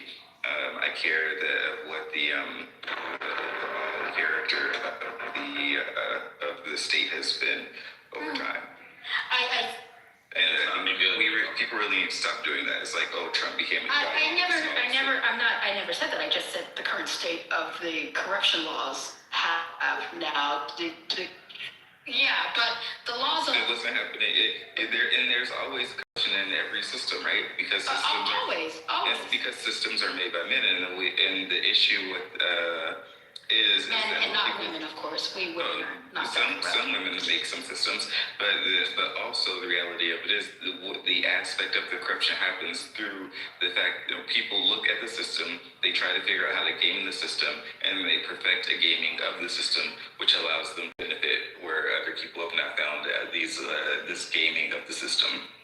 Very interesting. I find it interesting. Hold on. So I just want to bounce off what he just said. So, and what you just said. So it's been changed, right? But has anything stopped or was anything prevented before that? No. We know for a fact If you look in the past 10, if you follow for the last 10, 15 years compared to 20, 25 years ago, and you see this steady climb that's still beating hedge funds. But if you look over the last 10 years, 12 years, holy hell, it's a skyrocket. So what was in place didn't work. And if you don't shut it down, just like the education system, we're spending more money than anybody per child. Why aren't we going to the places that are leading and saying, what are you doing different? Let's do it that way. That's how you make changes. I'm sorry, but the federal government blew up and it wasn't getting better. Things became bogged down. I think it was Mark Cuban who said, I'm paraphrasing here a little bit, but I think he was like, you got a dollar coin. And this is Cuban, who's a Democrat. He says, you give the Democrats this dollar coin, tell them they got to sell it for 50 cents. It's going to take them 6 months or whatever he said. To get a committee together to figure out how they're going to sell it for 50 cents. He goes, then you give it to Donald Trump and say sell it for $2 and he just sold it, And what he's saying is the system is bogged down. When you get more people in all the time, everything just keeps growing. Government doesn't have to grow. Government doesn't always have to create laws. Government doesn't have to keep the laws on the books. The things that are killing us is all the red tape. They asked every Fortune 500 company that left, why did you leave? Taxes, number one. Number two, regulations. Two things that we keep wanting to force on them. But the beauty of it is they go to a country that has no regulations, no emissions, but we're still going to buy their stuff there. In America, you got to be clean, but we'll buy it if you go over to China and do it. And yeah, but people are still buying stuff. People in China are wearing face masks because of the amount of smoke and pollution that they have in their cities. Right? If you go into like Chicago or the main city, developed city in America, you don't have to wear a face mask to cover your face from all the local pollution. I mean, there is one point you had to, right? In like Los Angeles, or you probably should be in Los Angeles and probably New York and places like that. But because of regulations, people don't have to do that. A lot of it is about also caring about the environment. The government has a stake in the environment and the preservation of the environment. That's why they have certain laws regarding that. As far as school goes, the American child, right? You can go somewhere in Bumfuck, Alabama or Oklahoma, and you will see that they have a better or higher standard of living than most people in other countries, most children in other countries, right? Including China, including Russia, including Saudi Arabia, maybe not Saudi Arabia, but they're also working on a different reality. But that's the reality of America. America has a vested interest in maintaining certain standards for certain people for all of the citizens, actually. Well, that was a point, but again, I disagree. I only because I'm looking at the evolution of her. Like you said, I maybe we'll go back. But full transparency, we are decentralizing, and I'm okay with decentralization. I'm not a federalist in any way, but you're just centralizing the standards of education. And I agree with you, Ice, when you were speaking about Trump coming in and didn't want to foot the bill for the EU. But when you create an environment of animosity and you create an environment of tariffs, because the tariffs in the reality are a taxation against the citizens. It is not paid by the importer, the importer, or well, it's paid by the importer, but not the seller in the other country. They are paid by the citizens of this country. And so what happens is that when you begin to blow up the rules-based system that we had, where we all agree, and that's the same standard that we have in the United States. We have a constitution that we agreed to go by. We have the checks and balance of the system. When you begin to challenge the checks and balance, whether it's the rule base of internal government or external government, you begin to shake the foundation, and there is no it becomes an us against them type of world. So what happens when we, of course, we're competitive and we're the best in the world, but we're not anymore. Let's just be full transparent. We're not producing the best cars. And the partnerships that are developing based on current paradigms, people are creating relationships and trade relationships that are going to exclude U.S. What happens, you think that we want people to go and do their own thing, but when they don't buy from us, what are you going to do? Threaten them with high tariffs of bombs? They will choose to go to other people. The reality is America's not understanding, and I'm an American and I love my passport, but I'm looking to go everywhere. But I'm seeing the reality as a person who sees this country and loved the country, but really concerned about the direction it's going in, whether it's this administration or the ones before. When you begin to isolate yourself and you believe to rely on isolationism and you refuse and you remove the competition where we become the best and the brightest in the world, and you begin to put international students and you ban immigrant, it's not just the bad immigrations. The students are not wanting to come to this country. They're going to Canada, they're going to all the other countries. The key piece to the innovation that I believe is the education that we have from many people, from people coming in and pouring into our educational systems too. That we are now, we've never been number one, really, to be very transparent. We're like number 25 or even 40 on the educational list. And now the products that we have, we don't produce our own, but we can't produce everything. We're not going to go back to mercantilism because we begin to produce everything. We don't even have enough expertise in our own people to produce everything we want to do. So we'll go ahead and buy the semiconductor chips from Taiwan because that's the way the infrastructure does. And we try to manufacture t-shirts, maybe let's bring that back here. But the competitive stuff we're losing. And when we're looking at rare earths being produced, and it's not that China produces it, they just learned how to refine rare earth minerals very good. We haven't decided to invest in that technology here in the United States, but instead we decide to go into Venezuela and hope that they got rare earths, but we make policies against countries that may have rare earth, but because of other issues so we've got to look at what direction we're moving in and perhaps become a little bit mindful on these relationships that we don't up. So there's something to that, but I think that the federal government in every country, right, has to think about the relationships that it has with other countries on all levels, right? So there are multifaceted issues with every country, and America, like every other country, has to make those types of decisions because countries don't work, like you said, in isolation. So the isolationists are wrong because everybody else in the world, like their economies are interwoven with one another, and they will continue to be interwoven with one another because no single country has everything that they need. So they have to borrow from this place and use this place to do some manufacturing and do some other stuff right here and there. As far as education goes, America's education issue is more so that is individualistic. And if you look at the education system, is it individualistic? I'm sorry. I don't think we're individualistic. We have a standard. No. The American educational system, compared to many other countries, is very individualistic. No, we don't have a global standard. That means, but we do. It's not. Excuse me. There is a mandatory K through 12 education, right? Which means you have to educate your child, but you can educate your child at home. You have to make sure that they meet certain criteria as far as reading and writing and arithmetic, those types of things, right? And this foundation that's given to you by the state to ensure that you are educating your child. That is something that's mandatory. But you have vocational schools, you have various other facets of you have that in other countries too. Very, very seldomly. No, Germany, you have it. You have the Realschule, you have the Hochschule, and then you have the university. You have the same thing in France. You have the traditional bac, you have the baccalaureate, you have the bac. You have different countries. In Japan, you have the same thing. A-levels, O-levels.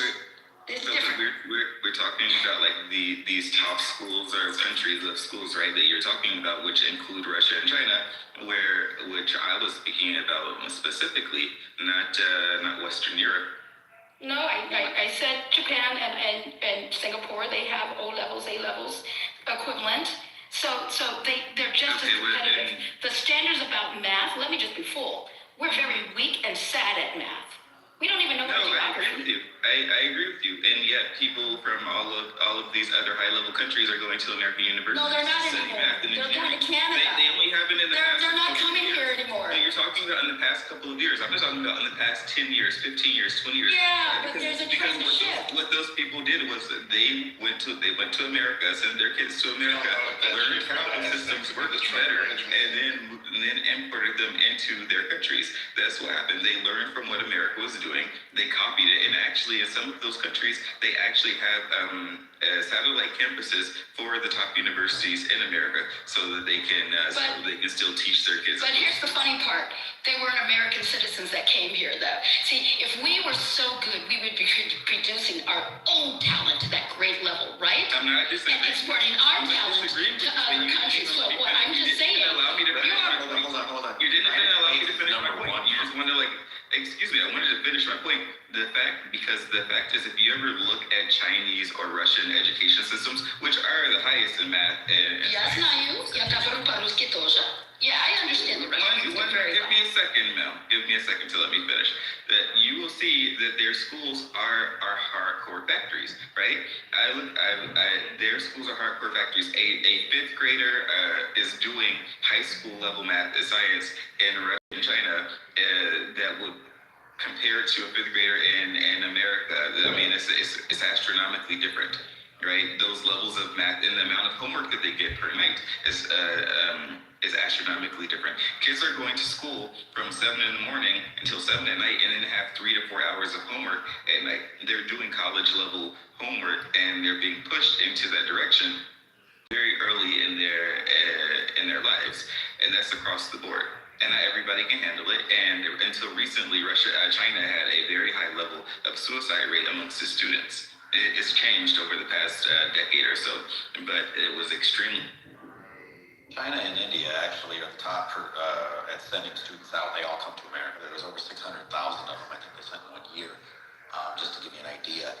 So America's schools are still highly considered at the tops. I mean, when they send over, I think 1 million, I think it is, globally, but America is the #1 source for those. Those kids still come here and excel.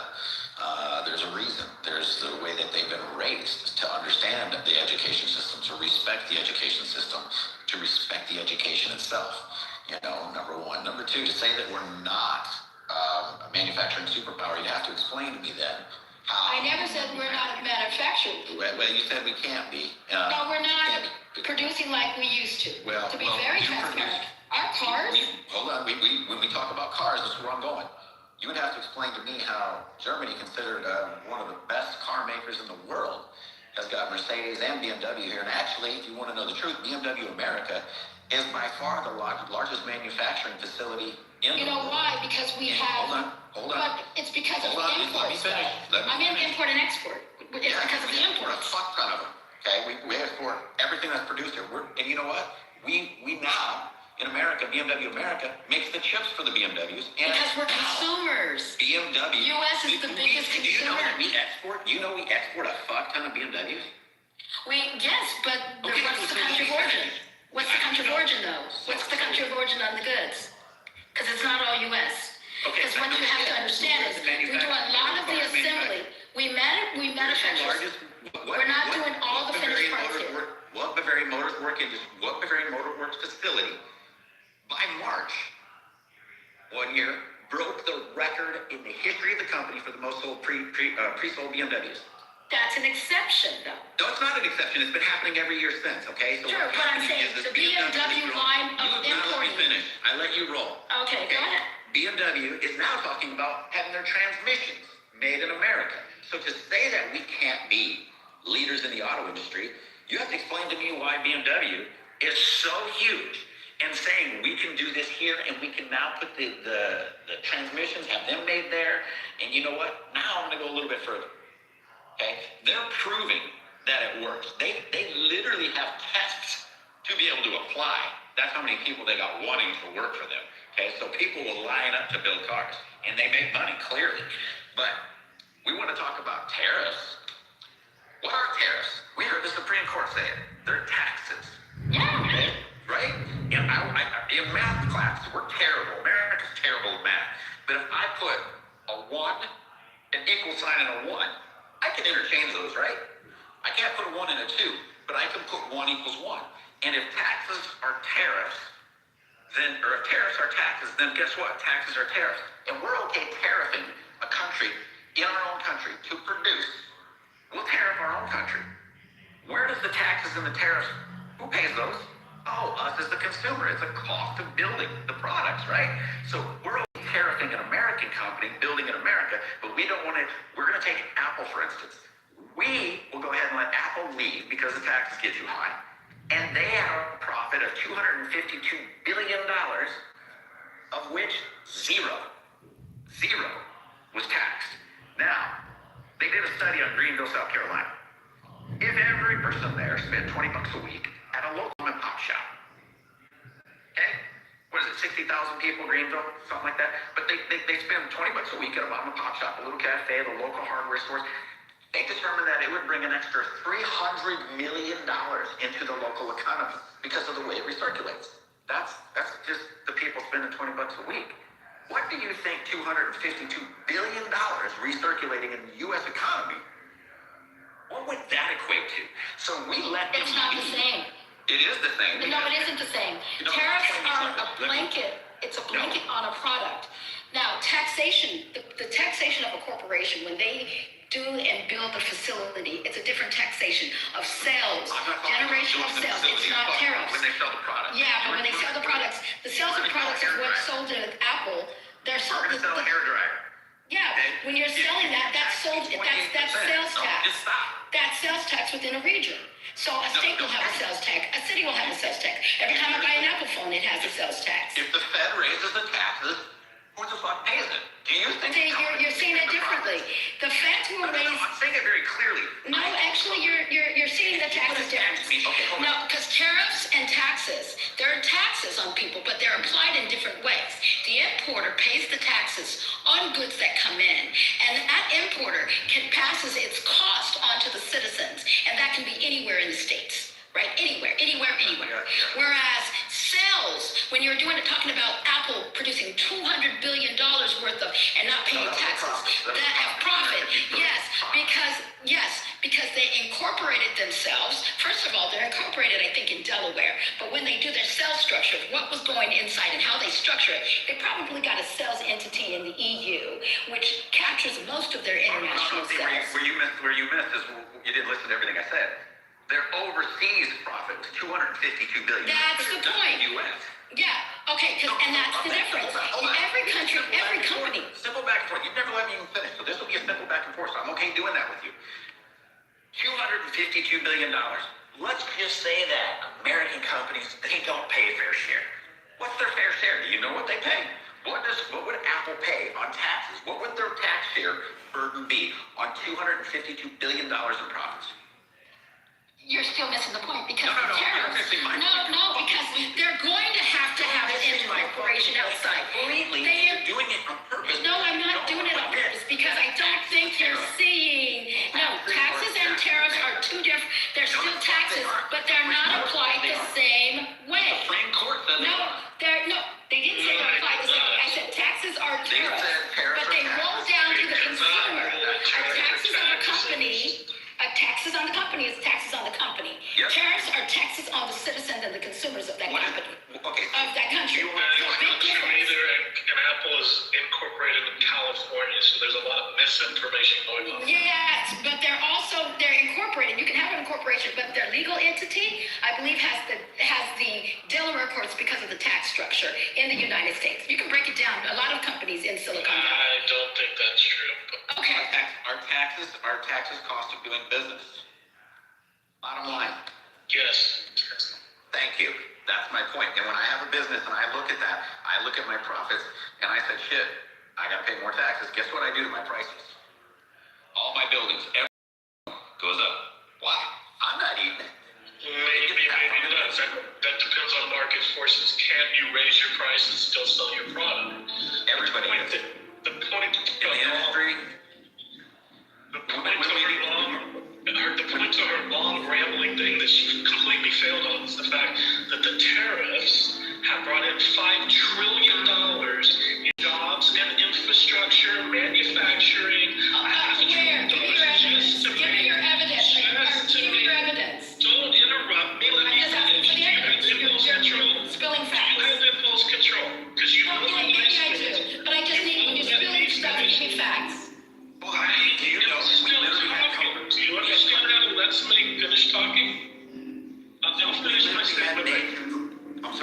We had the nation's leaders standing next, the fucking leader of the nation, standing next to Trump saying, we're pledging to do this, building a steel manufacturing plant in the United States. And you know what? Oh, that might get me expedited, because guess what? A steel plant closed in the United States, which means instead of going somewhere else, they might be able to buy that one and start sooner. Oh, so it might not be 5, it might not be... Yeah, that was just a... He's claiming 20 of the pledges. It's $5 trillion deals signed, including $500 billion for TMC to come over here and make chips in the state of Arizona. Look it up. I don't have to provide my receipts. Go look it up. Yeah, I know TMC. It's in Arizona. That I'm familiar with. Full disclosure, I work for Google, but I'm a professor in the daytime too. So you can look at me. So I know that. Well, you're jumping all over me going, prove it. I'm telling you the facts. $5 trillion in deals came out of Trump floating these tariffs and causing American jobs to be created. A tariff is not a tax. The Supreme Court did not rule it a tax, and I can prove they didn't rule it a tax. And if Abby's still in the room, I bet you she'll back me up on the law of the ruling, just like she backed me up the last time we had a conversation. Not really. She didn't back me up the ruling, but... She completely backed me up. No, she didn't, but... But anyway, go ahead. They didn't rule that a tax is a tariff. The tariff is not directly a tax to the American citizen in every single case. It's not. If the market forces can get the raised price, they're going to raise the price and pass it on. If they can't, they won't. It's not happening across the board. And right now, with the economy struggling, because it's struggling more than people believe it is, and it has been for years now. By what measure? They both. What's that? By what measure? When we just look at the spending, when we look at what the GDP is, when we look at GDP is up. It was up to 4 something. They're predicting the Atlanta Fed says it's going to go 5, maybe 6. Right. Okay. It's been wages are up 4.4. Wages are up 4.4. Right. The CPI is down. It was 2.7 at the end of the quarter. It's dropped to, I think it's 2.4 right now. Unemployment's a bit higher. It dipped very, very minor. But by what measure are you saying the economy's messed up? Okay, let's go to the decline, because I'm going to go back to the manufacturer decline. Yes, we declined in 2025 and 2026 at the very beginning. So from let's do the whole year. The prior year, 2025, job losses were between April 2025 and December 2025. All the way to that time, we lost about 72,000 to 108,000 jobs, right? So there's a stagnant job growth too. So you can't say they created jobs, because when the economy is slightly declining, you're not creating jobs. That's why you have the market. That is why you have the market that you do have. Because the tariffs also create a strain and availability of cash by the companies that were